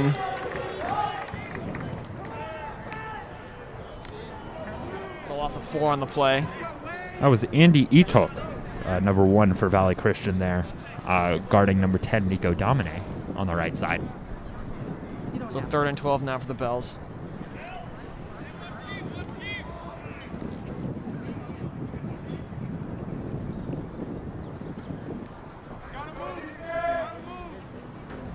Three receivers bunched up to the left. Jackson Sawyer motioned out. Looking. Smith had trouble with the snap. And a sack for a big loss. Smith mad at himself after that one. Looking for a screen play out to Jackson Sawyer to the left side, but instead, the Bells will have to punt. And here comes long snapper Chris J. Both of his, or all 3 or 4 of his snaps have been low today. Last one not as bad as the others, but this one right on the target.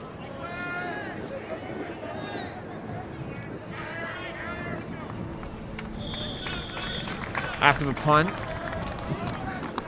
Valley will have it at the 45 of the Bells. So good field position for the Valley Christian Warriors. And it's important for Valley Christian here to really capitalize. I mean, this is not the most important drive of the game for them, especially with the lead they've built up. But if they can get the ball in the end zone here, or even through the yellow posts, that could really send a message to Bellarmine and start to make this game significantly out of reach. Valley again, a bunch formation. QB under center. Rampelberg with the inside handoff.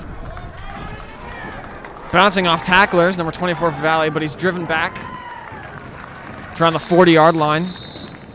Forward progress will put him up around the 38. So good run there by number 24, Elijah McLemore for Valley Christian.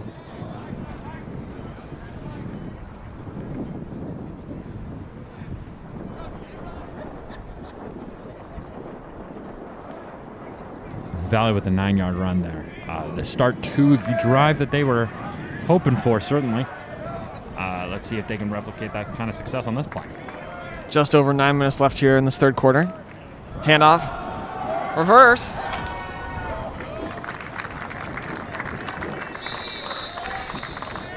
Original handoff to number 33, Chase Laubach, but it was a reverse to number 5, Jake Ojegbu.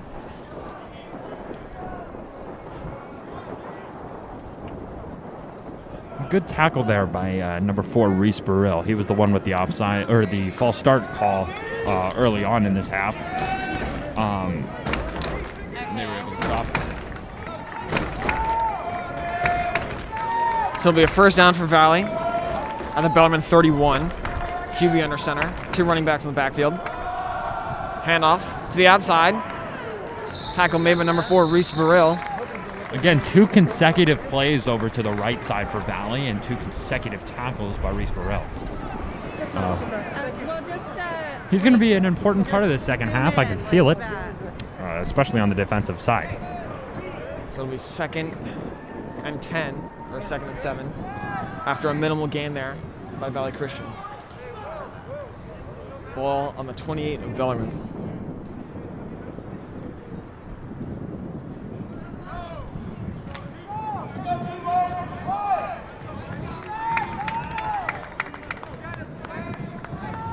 Valley Christian with 2 running backs in the backfield. Number 33 line up as a wing back.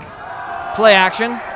Rampelberg looking deep to Dickey, and it is batted away by number 10, Nico Domine.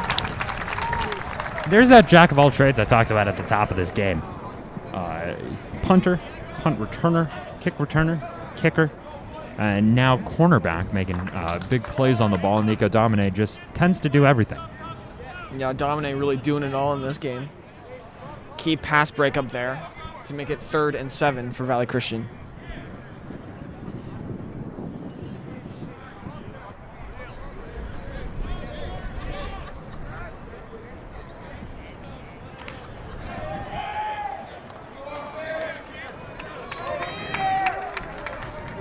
Third and 7 for Valley Christian. QB under center. Inside handoff, number 24. Flag on the play. Stacked on the play by, looks like, Russell McKeever. Slow to get up. We will await the flag on the play.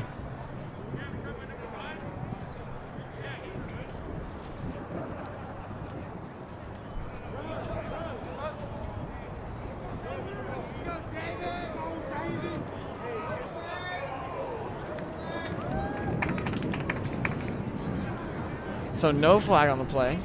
Waved off. It'll be 4th down now for Valley Christian.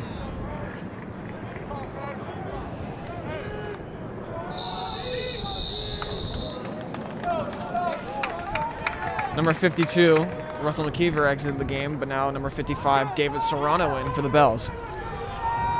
4th and 5. Valley Christian's going to try to go for it here. Inside handoff. Fake handoff. Rampelberg down the sideline. And it'll be a 1st down. Great fake there by Rampelberg. And able to get the 1st down.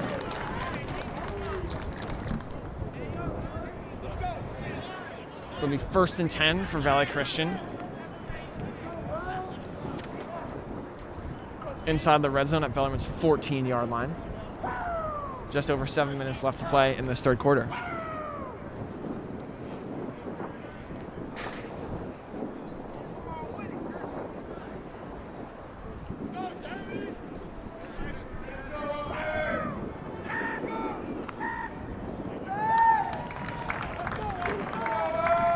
So Valley, once again, 2 running backs in the backfield. QB under center. Fake handoff. Looking. And he is dropped. Tripped up by number 74, Javon Reels, a sophomore. Big play there by the Bells.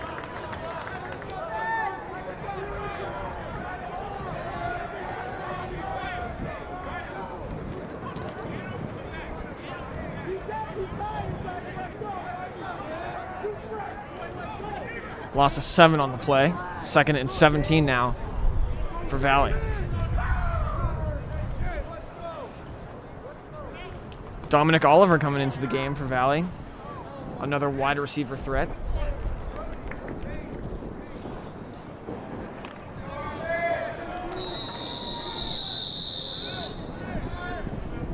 Timeout called. Valley Christian.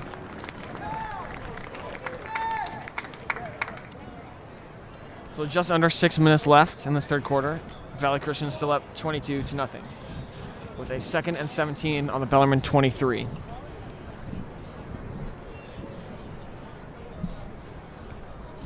You know, after that last play, number 77, William Wright, the center for Valley Christian, got in a little tussle with Will Matlack, number 81 for the Bellarmine Bells. I keep our eyes on just how scrappy this game's getting. The refs are allowing a good amount of tussling after the whistle today.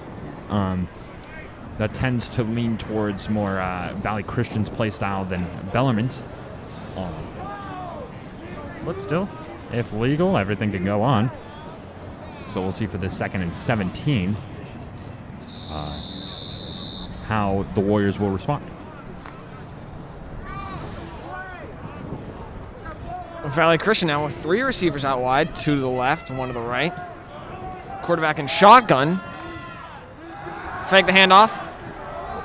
Screenplay. Number 24. And is stacked up right around the 14-yard line. So great play design there by Valley Christian. Bunch of bells bearing down on the quarterback, but left number 24 for Valley Christian, Elijah McLemore, wide open.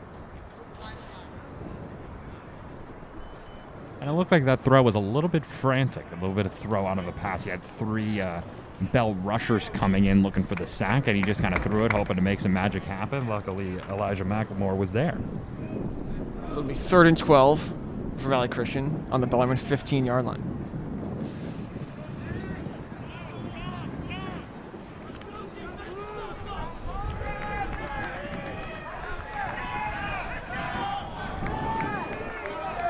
Rampelberg and shotgun. Flag on the play. False start on Valley Christian. It'll move him back 5.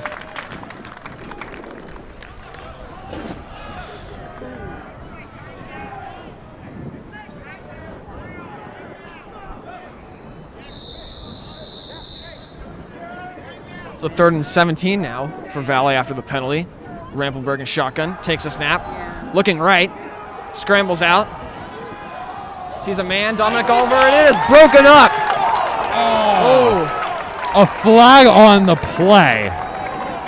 The Bellarmine fans are irate, and justifiably so. Looked like great coverage there by Domine. That level of aggressive coverage has been able to play out throughout this entire game, so a bit of an unexpected call, I would say, on Nico Domine, an unfortunate one, especially for Bellarmine. Yeah, you know, Domine been playing great all game. Just an unfortunate call there for the Bells. So it'll be half the distance and still 3rd down for Valley Christian after the pass interference.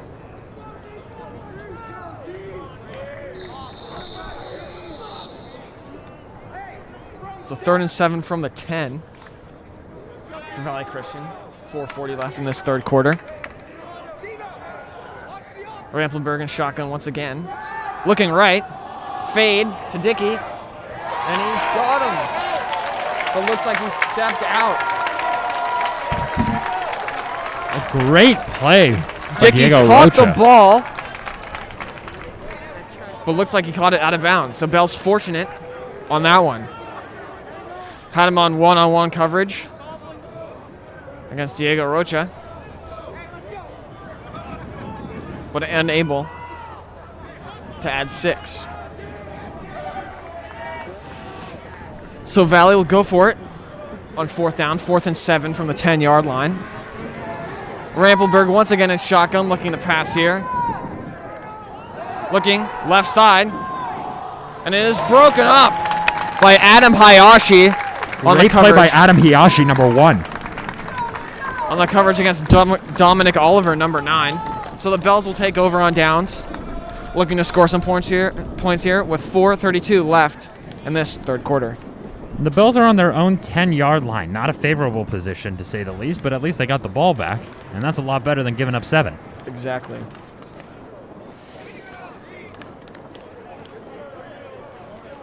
And again, just another example of the Bellarmine defense coming up big for them today.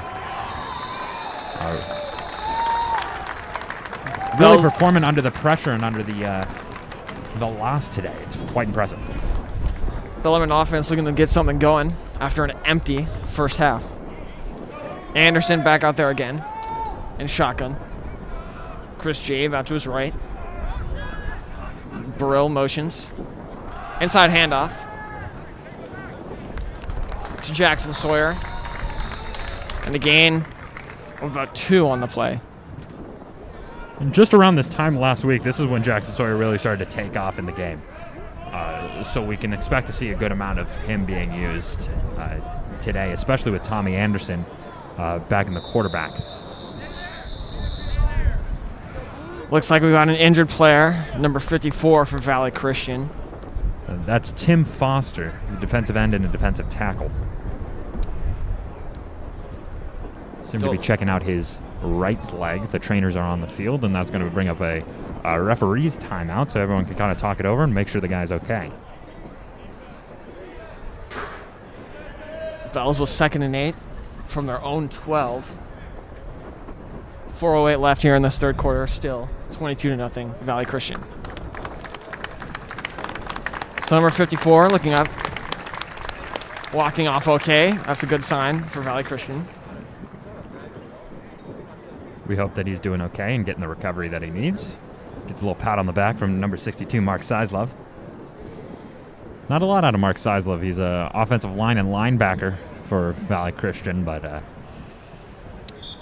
haven't seen much out of him today, if any.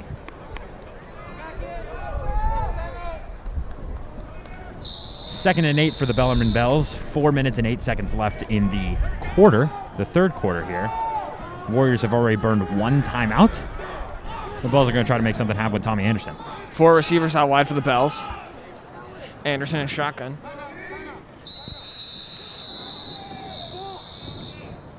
Timeout by Bellarmine. So Bellarmine using their first of the half. Talk things over. Looks like there was a little confusion on the offensive side.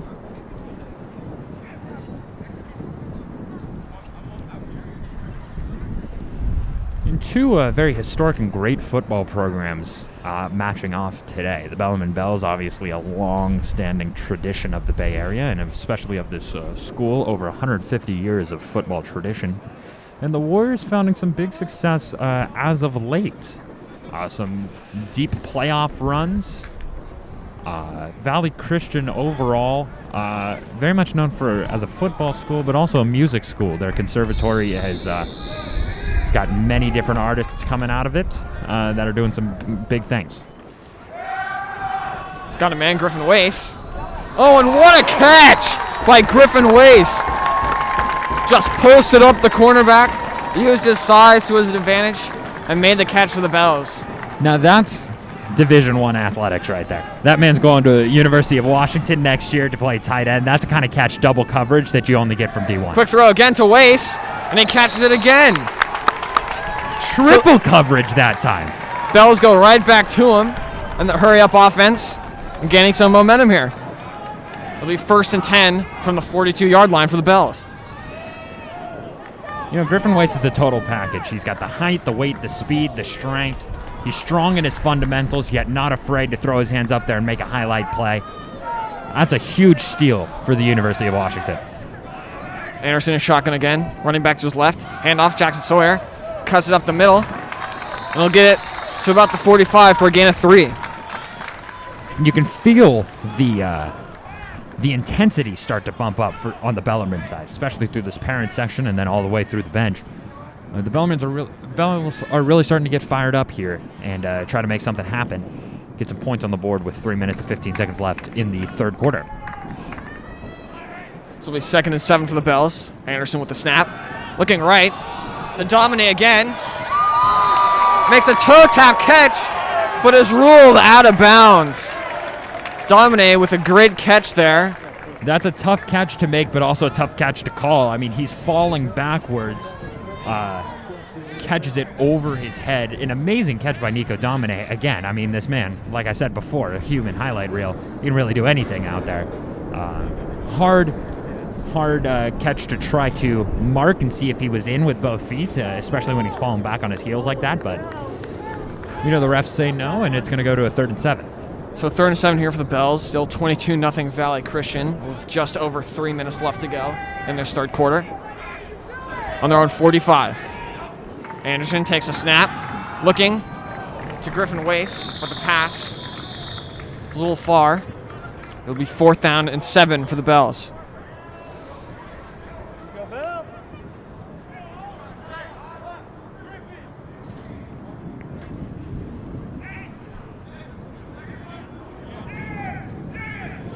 So Bellarmine looking to go for it here on 4th and 7. An aggressive tactic out of the Bells, but they kind of needed to stay back into this game. Anderson takes a snap, looking far side to Domine, and he's got the catch. Nico Domine makes a spectacular catch over number 2, Andrew Beldy. around the 31-yard line. A great play by Nico Domine again. I mean, that man's got the backing of the check down House of Highlights, Overtime, and ESPN and Sports Center behind him. There's no question he was going to make some big plays today. Again, coming up with a much-needed 4th down conversion.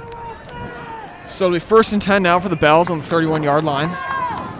2:37 and counting left to go in this 3rd quarter. Anderson, the shotgun, takes a snap.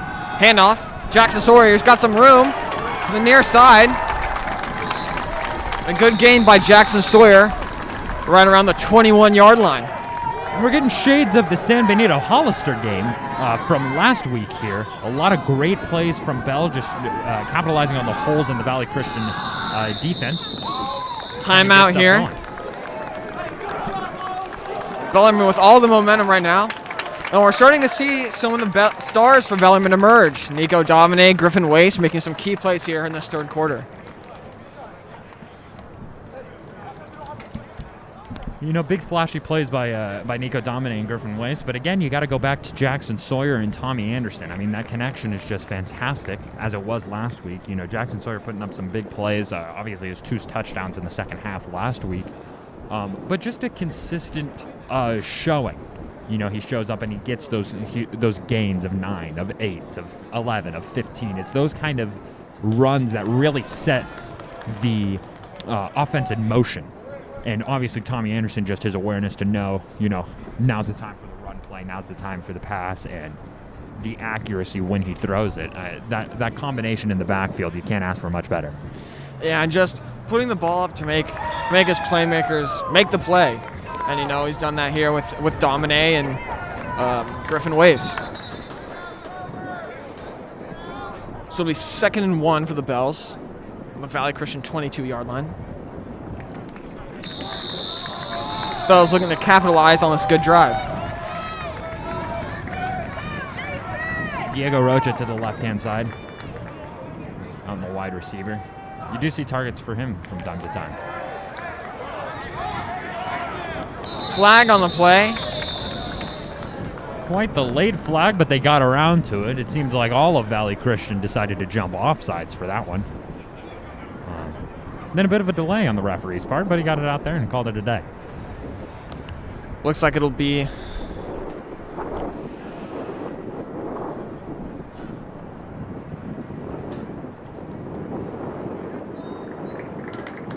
false start on the Bells.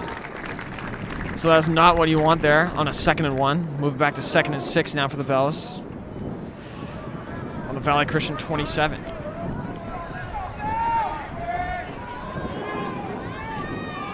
Valley doing a good job to jump to try to get some of the Bell guys. They even got me up here in the announcer's booth, so got to hand it to him for that play. Anderson, the shotgun, running back to his right. Handoff, Jackson Sawyer up the middle, and is stuffed by a plethora of Valley Christian Warriors.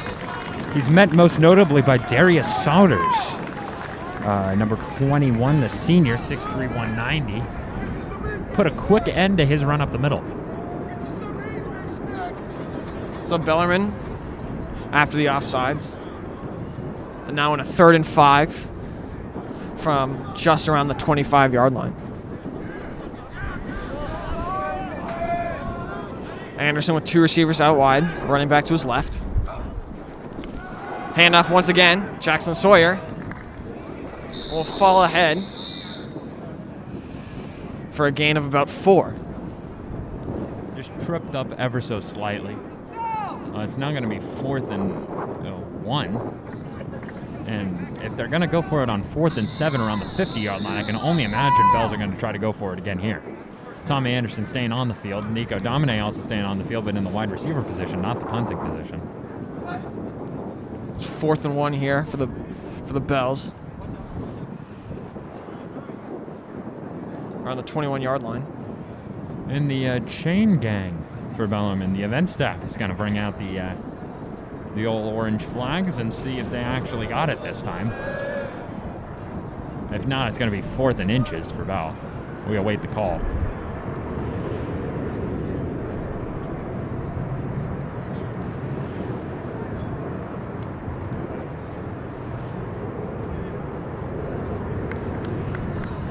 We're reading the call. It is awfully close, and it will be a That's first down for the Bells. So after the chain gang comes out, measures the distance, the Bells will have a first down.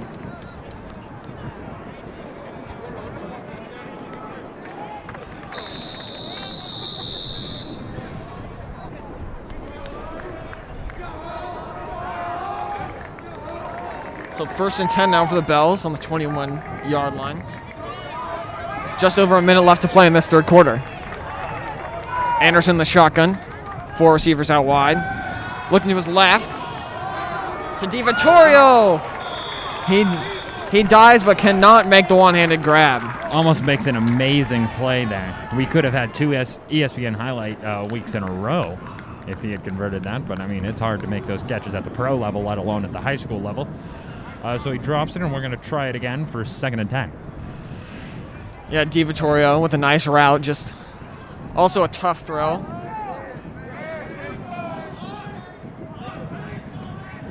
Same formation, running back to Anderson's right. Takes the snap. Looking far side to Nico Domine, and he catches it. But he is ruled out again. Looks like he was shoved a little bit there, but no call. Domine once again with a tiptoe catch, but is ruled out of bounds. So 2 unfortunate breaks there for the Bells. And that's sadly been the story for Nico Domine's day. I mean, making the best out of some low punts when he was low snaps when he was punter. Trying to make the best out of some of these throws. That one was a little underthrown into the right by Tommy Anderson. Just trying his hardest. 2nd and 10 now for the Bells. Anderson takes a snap. Some pressure. DiVittorio lays out again, but Anderson a little wide on that throw. That'll be 3rd and 10.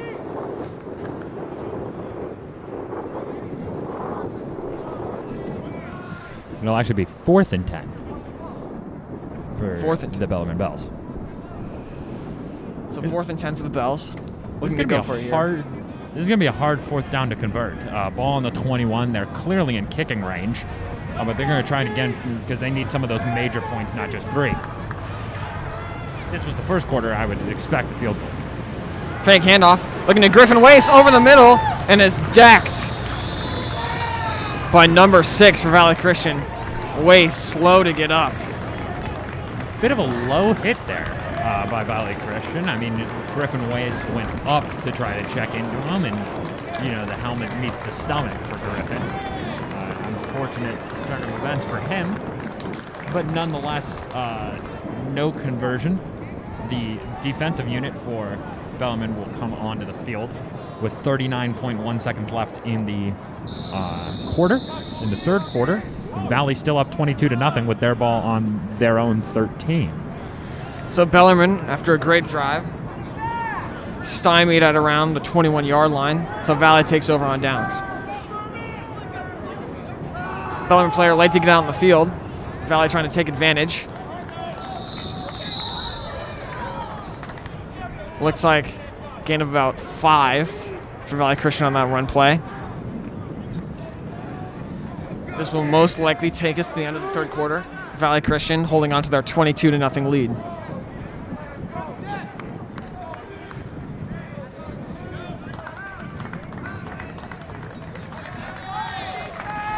So at the end of 3, Valley Christian does not add to the lead, but Bellarmine also adds no points to the board, so it stays 22-0.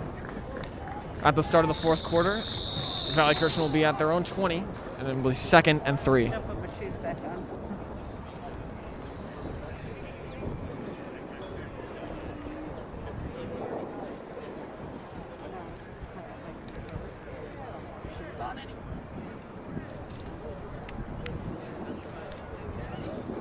Couple quick injury updates. Tim Foster, number 54 for Valley Christian that we saw go down before the half, seems to be up and be doing all right. Along with Griffin Wace, he's walking around getting a little bit of water, just probably knocked the wind out of him. So, looks like we're doing good. We're back at even strength for both teams. And 2nd and 3 for the Warriors to start off this fourth quarter. 12 minutes left in the game. The Warriors have 1 timeout. Bell has 2. Valley's had 36 minutes to boost their lead. Now they got 12 to keep it. So Bell's obviously hoping for a big comeback out of here. So Valley, the ball at their own 20, 2nd and 3. Let's go D. Rampelberg under center, 2 running backs in the backfield. Inside handoff, takes it wide, breaks a few tackles. I'll be down right around the 30-yard line. So that'll be enough for a Valley Christian first down. So more importantly, keep the clock moving to hopefully limit Bellarmine and their potential comeback. So 1st and 10 for Valley Christian on the 29-yard line. You're not going to see a lot of plays out of Valley Christian that are risky or going out of bounds. Out of bounds, obviously, stopping the clock, and risky could lead to some Bellarmine scoring opportunities they're not hoping for. So you'll see a lot of runs, a lot of passes, quick passes up the middle to keep the clock running. Inside handoff off the middle. Gain of about 6 or 7 on the play. Tackle made by number 13, Thomas DiVittorio. So Valley Christian continuing to pound the rock here early in this 4th quarter. 2nd and about 2.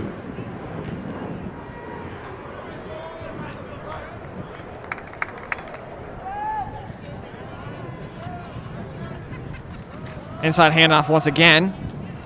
A solid gain. Takes it out across the 45, and there will be another first down for Valley Christian.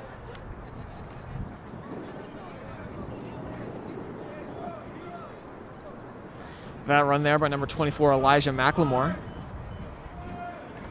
Him and Ojegbu have been the primary ball carriers here for Valley Christian.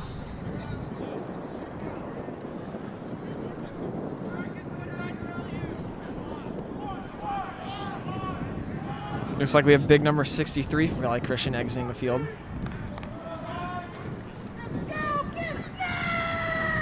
Number 73 comes in. 10:37 left in this 4th quarter. Valley Christian has the ball at the 46-yard line. 1st and 10. Jurion Dickey out wide to the left. 2 running backs in the backfield.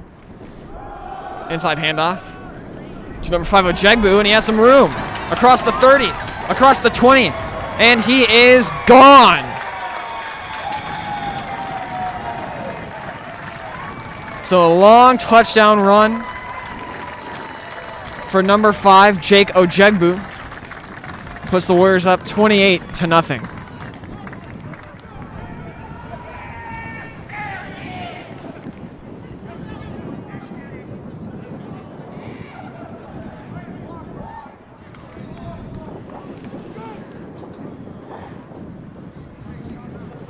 So Valley on to try the extra point. 10:16 left in this 4th quarter, extending their lead 28-0.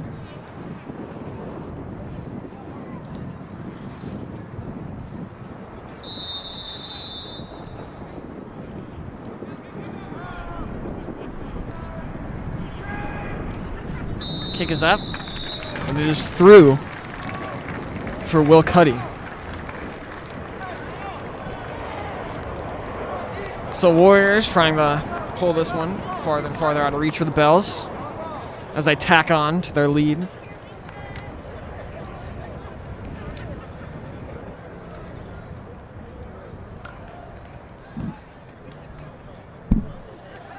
I gotta say, with 10:16 left and 29-0 Warriors, a victory is possibly not in the cards here for Bellarmine. However, I think Bellarmine's focus now is going to be move the ball down the field, focus in on what they've been practicing all week and all season long on their offensive goals, and try to get some points on the board just to restore a little bit of confidence in the boys. Nevertheless, it's going to be a bit of a tough lesson, a tough game for the Bells. Hopefully they can come back after this game and be more positive and have a better result. Obviously, Valley Christian a dominant performance by them. It's been all Valley Christian today. They'll go in to their next couple of games.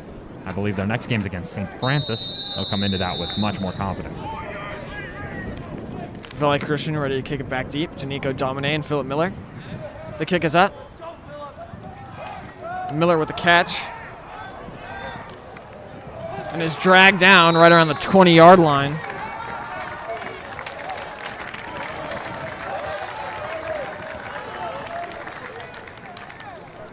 So Bellarmine will start their offensive drive right around the 20. 10-11 left in this fourth quarter.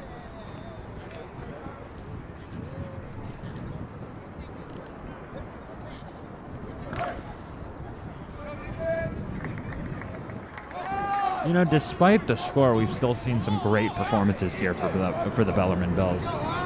Especially wanting to highlight the seniors on senior night. You know, those on the O-line, on the D-line, on the bench, and obviously your highlight players, your skill position players. Anderson, quick pass to Jade on the far side. And will not get much. Looks like a gain of about 3 or 4 on the play. You know, people like Tommy Anderson, like Nico Domine. You've got people like Mason Sierri, like Griffin Weiss, like Ethan Galbraith. You know, those people putting in the work day in and day out, really trying to help their team. That certainly does not go unnoticed, and I'm glad we've had a day today to kind of boost that and help them out. Anderson with a snap. Handoff to Rocha along the far side. It looks like it's going to be a face mask against Valley Christian. Flags flew immediately, and that'll bump the Bells up 15 yards. A bit of a lucky break there for the Bells, something they need, but you know, sadly doesn't show up on the scoreboard. So hopefully they'll use their better field position to try to get the pigskin into the end zone.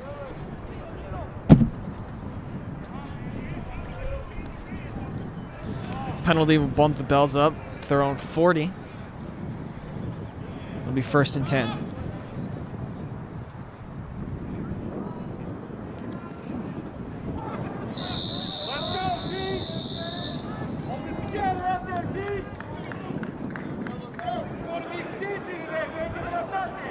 So 1st and 10 for the Bells on the 40-yard line.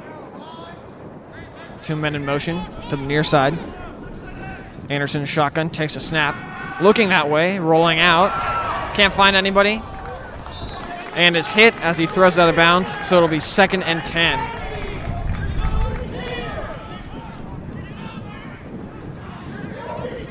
You can hear a Valley Christian fan angrily yelling intentional grounding, but looks like Tommy Anderson was out of the pocket, so that call will be voided.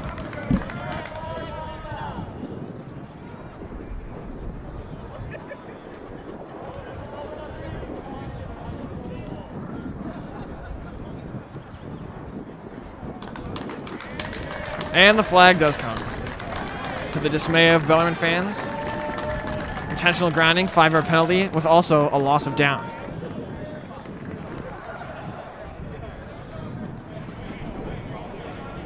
So after Anderson was hit when he threw it, kind of a wobbly throw, nobody in the area.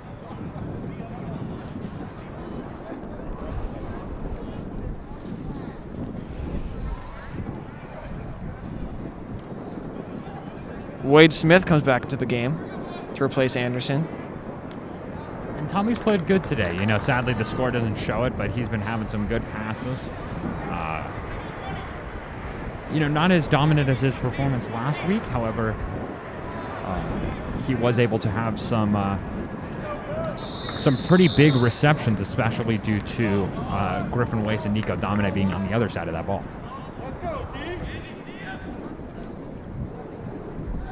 So it'll be 3rd and 10 here. 3rd and 15. The Bells. Smith alone under center. And is hit as he throws.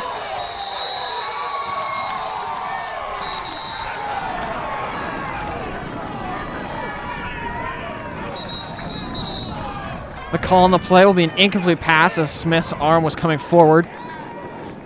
Looks like there was some extracurricular after the play. This flag is thrown.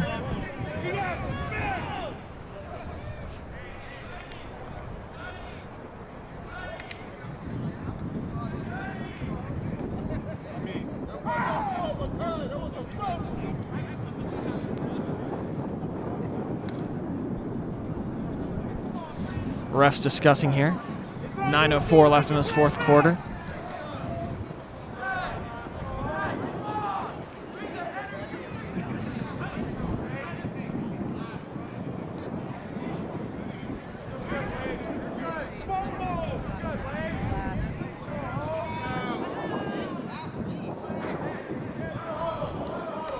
Dead ball foul against Valley Christian. Sportsmanlike conduct. Move the Bells up 15.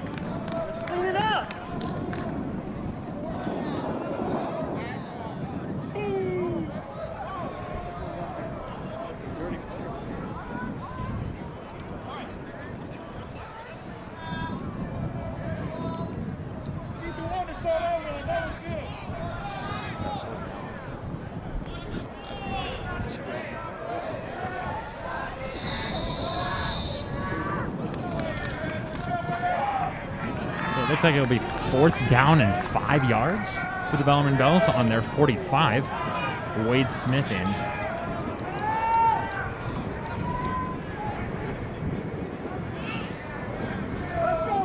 Three receivers out wide to the left.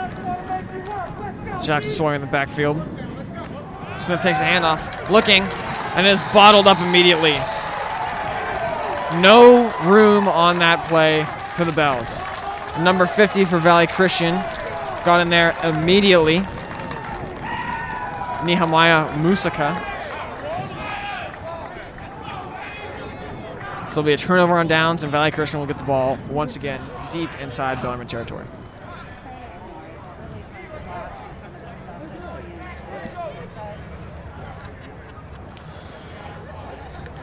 It is what it is. It's high school football. You know, that's why you don't Never. put so much into it. Yeah, I know. Yeah.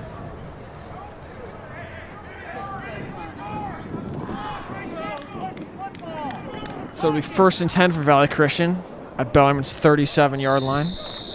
29-0 lead.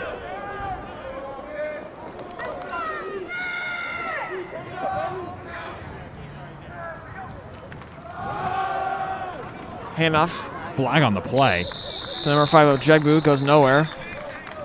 There is a flag on the play. Number 74, Javon Reels. He's coming off hugging his shoulder. That's not good.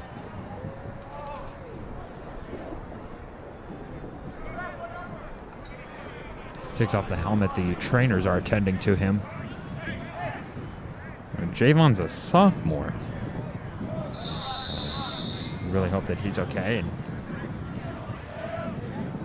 depending on the seriousness of that injury, he may be out for the remaining 8 minutes and 47 seconds in this game.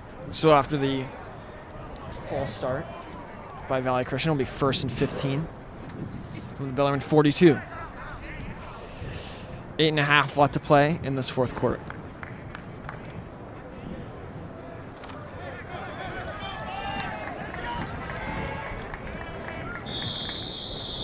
Timeout called by Valley Christian.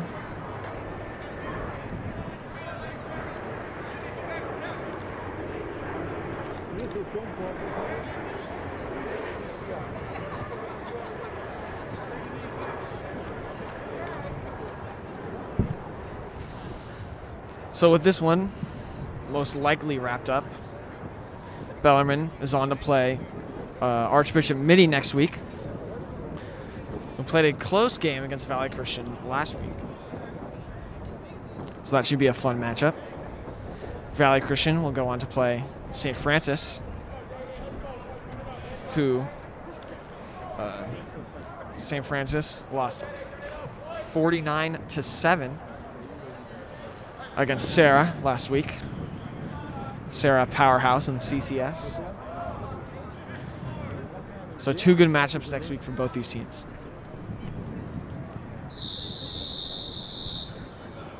So it'll be 1st and 15 for Valley Christian.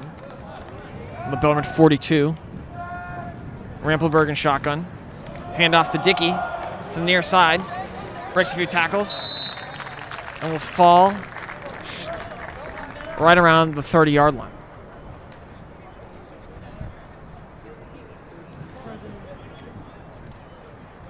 So a good gain there by Jurion Dickey. Gain of about 10 on the play. It'll be 2nd and 4.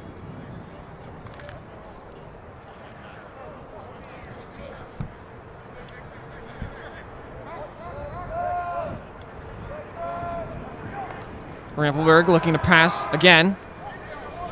Far side. Avoids tackler. And is sacked. Will Matlack rushing in. Rampelberg is able to get away from his first tackle, but then Will, with the quick switch in direction, comes back and is able to take him down for the sack on his second attack. So a big loss there. Loss of about 5 for Valley Christian. 3rd and 8 now on the Bellarmine 35.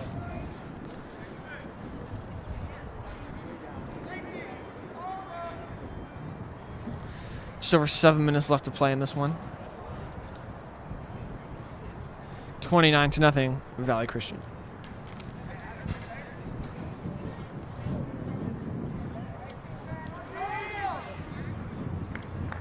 Rampelberg under center. Inside handoff to number 5, Ojegbu. Breaks it to the outside. Flag on the play. Finally tackled by number 80, Will Rainey.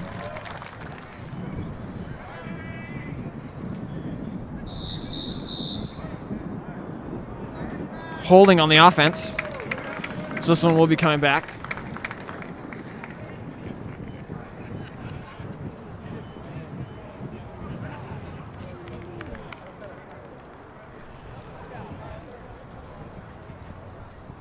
So it looks like number 74, Javon Reels, for Bellarmine, the sophomore.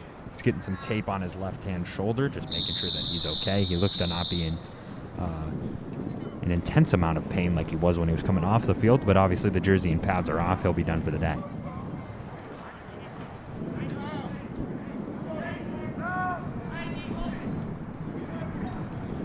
Rampelberg back to pass, looking deep to Dickey, and he caught it. What a catch over Adam Hayashi.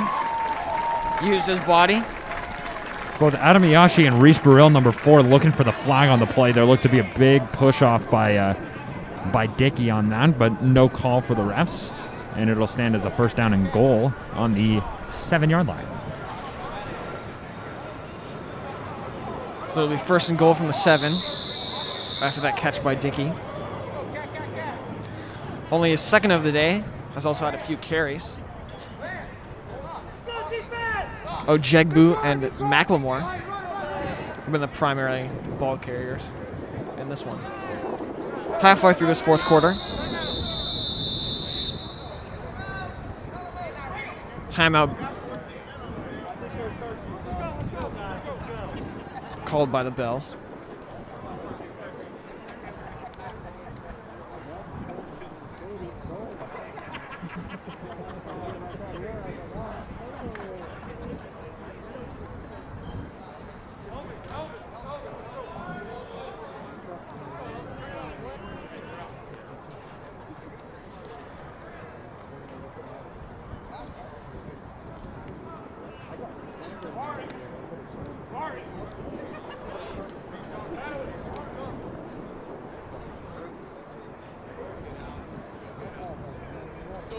Bellarmine now looking to sub in some reserve players to get some playing time at the end of this one,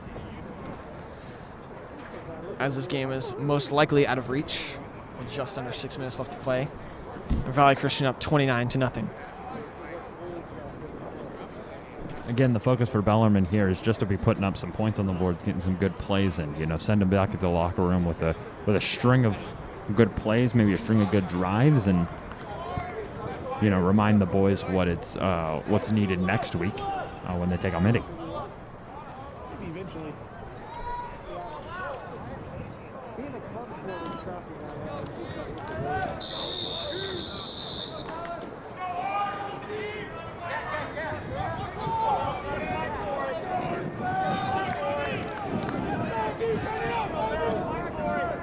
Rampelberg under center.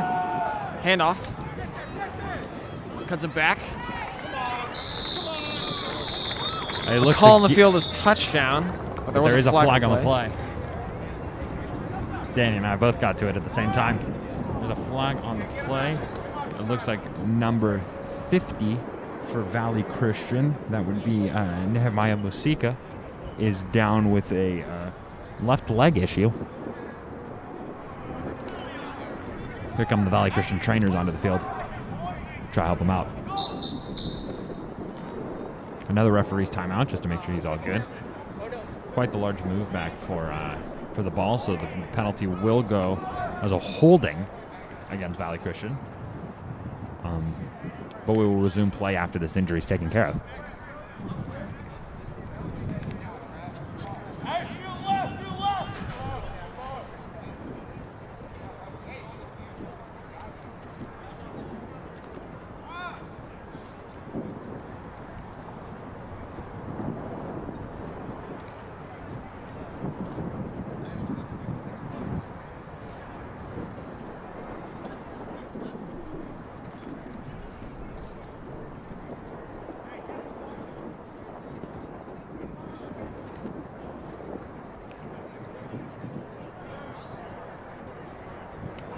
Looks like for the Bells, we have number 7, J.J. Agarpo, warming up on the sideline, hoping to see some action in this one. J.J. Agarpo, the third-string quarterback, he's going to get a little action today. Formerly played baseball and now switches over to football and is using the throwing power that he's learned through all his years of baseball to play the quarterback position. You hear the claps. Number 50, Musika is up, being assisted by the 2 athletic trainers to walk off the field. It looks to be a left knee issue possibly, because he's putting weight on the ankle. Still, everyone here at Bellarmine and obviously watching the game hopes that he's okay and makes a good recovery. So after the long timeout, it'll be first down on the 13-yard line for Valley Christian. 5:51 left.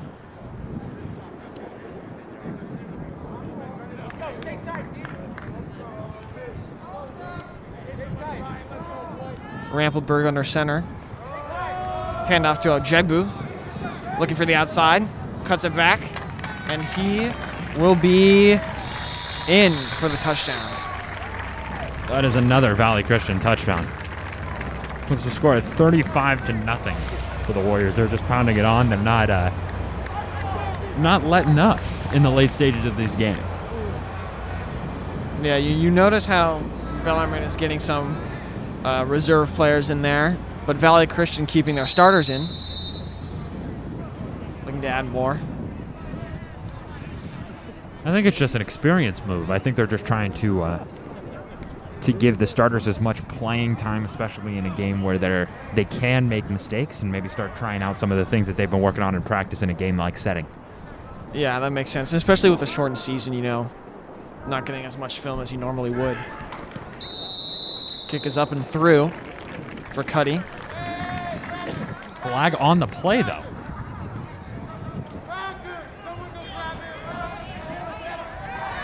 Whoa.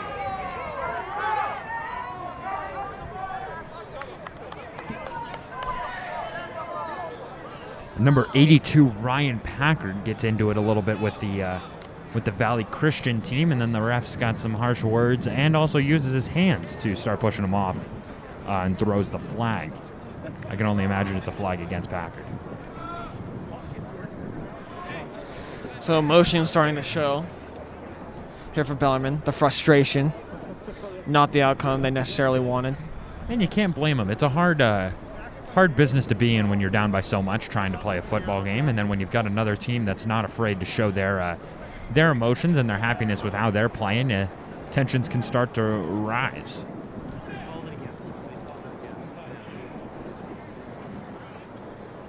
So just under 5 minutes to go in this one. Valley Christian had another touchdown to make it 36-0. And then we'll kick off to Bellarmine.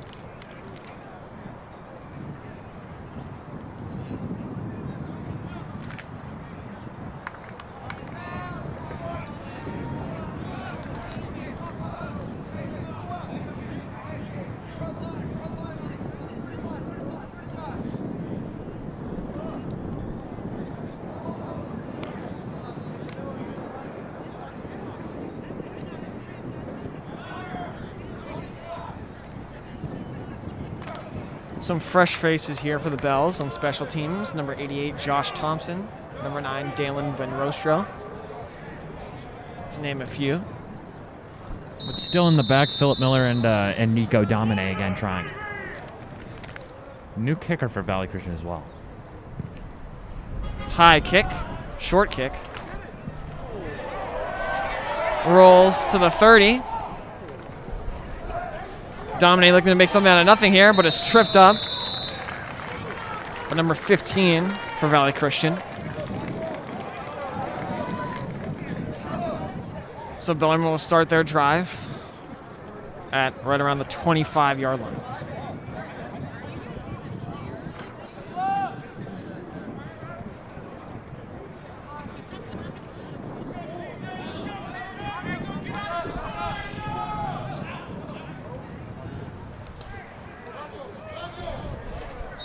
Bellarmine looking to get some reserves in here, get some playing time.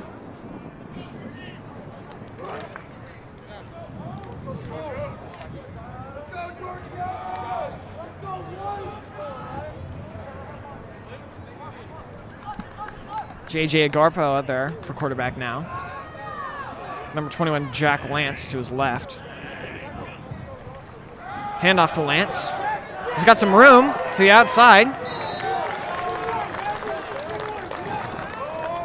Solid gain there of about 4. But taken down by the number 9, Dalek Oliver, the defensive end. Again, like mentioned before, 3 minutes and 12 seconds left in the game. Running clock. The Bells are just trying to put some people in and trying to give them a little bit of playing time. Valley obviously keeping in their heavy hitters. Another handoff to Lance. Another solid gain.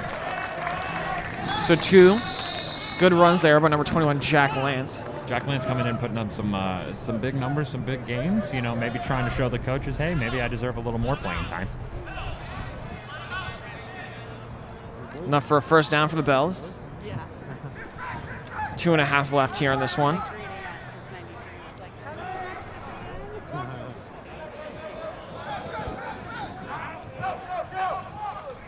Philip Miller coming in for number 42, Rocco Trapani. Agarpo looks back to pass. It's hit as he throws, but has a man, Chris Jabe, open. And is brought down around the 30-yard line. So a good throw there by JJ Agarpo, right on the money to number 14, Chris Jabe. That was a throw by JJ. That's that baseball kind of mentality right there. He's confident in his throw. He throws it perfect spiral, an absolute dot to the number 14, Chris Jabe. An impressive throw for his first throw this varsity season for Agarpo. Looks like some reserves in now for Valley Christian as well. So some players looking to prove themselves here in this last 2 minutes. Agarpo looks to throw and is overthrowing number 88, Josh Thompson, on the near side. Josh Thompson got caught up a little bit with the number 2, Andrew Beldy, for Valley Christian. They got tangled a little bit. Nothing, foul-worthy. More just slowing down Josh Thompson's routes, and JJ just expected him to be somewhere that he couldn't get. So it'll be 2nd and 10. 2nd and 10 on the Valley Christian 30. Just over a minute left to play here. Running clock. JJ rolling out to his right. Sets his feet. Throws it deep to Chris Jabe. Overthrows him out of the back of the end zone. A good throw. A good throw by JJ, just a little high. Chris Jabe couldn't get up there. 37 seconds left in the game. Running clock. The Bells are going to try to get off 1, maybe 2 more plays to try to score. They're in good position, 3rd and 10 on the 30-yard line. Obviously, they're going to try to use the baseball arm strength of JJ Agarpo to get something happen. Agarpo rolling left. Tracked down and sacked by number 43 for Valley Christian. And that will most likely do it for this one. Well, as the clock winds down here for the Bellarmine Balls, that will be a 36-0 Valley Christian victory. We would like to thank you all for joining us. Thank you again to ARC Event Productions for allowing us to do this live stream. Come back next week as the Bellarmine Bells take on the Archbishop Mitty Monarchs. And also follow along with Valley Christian Football's progress as they take on St. Francis next week. The Bells fall to 1-2. Valley Christian moves up to 2-1. And I have been Stevie Chuck. This is Danny Williams. And thank you very much for having us.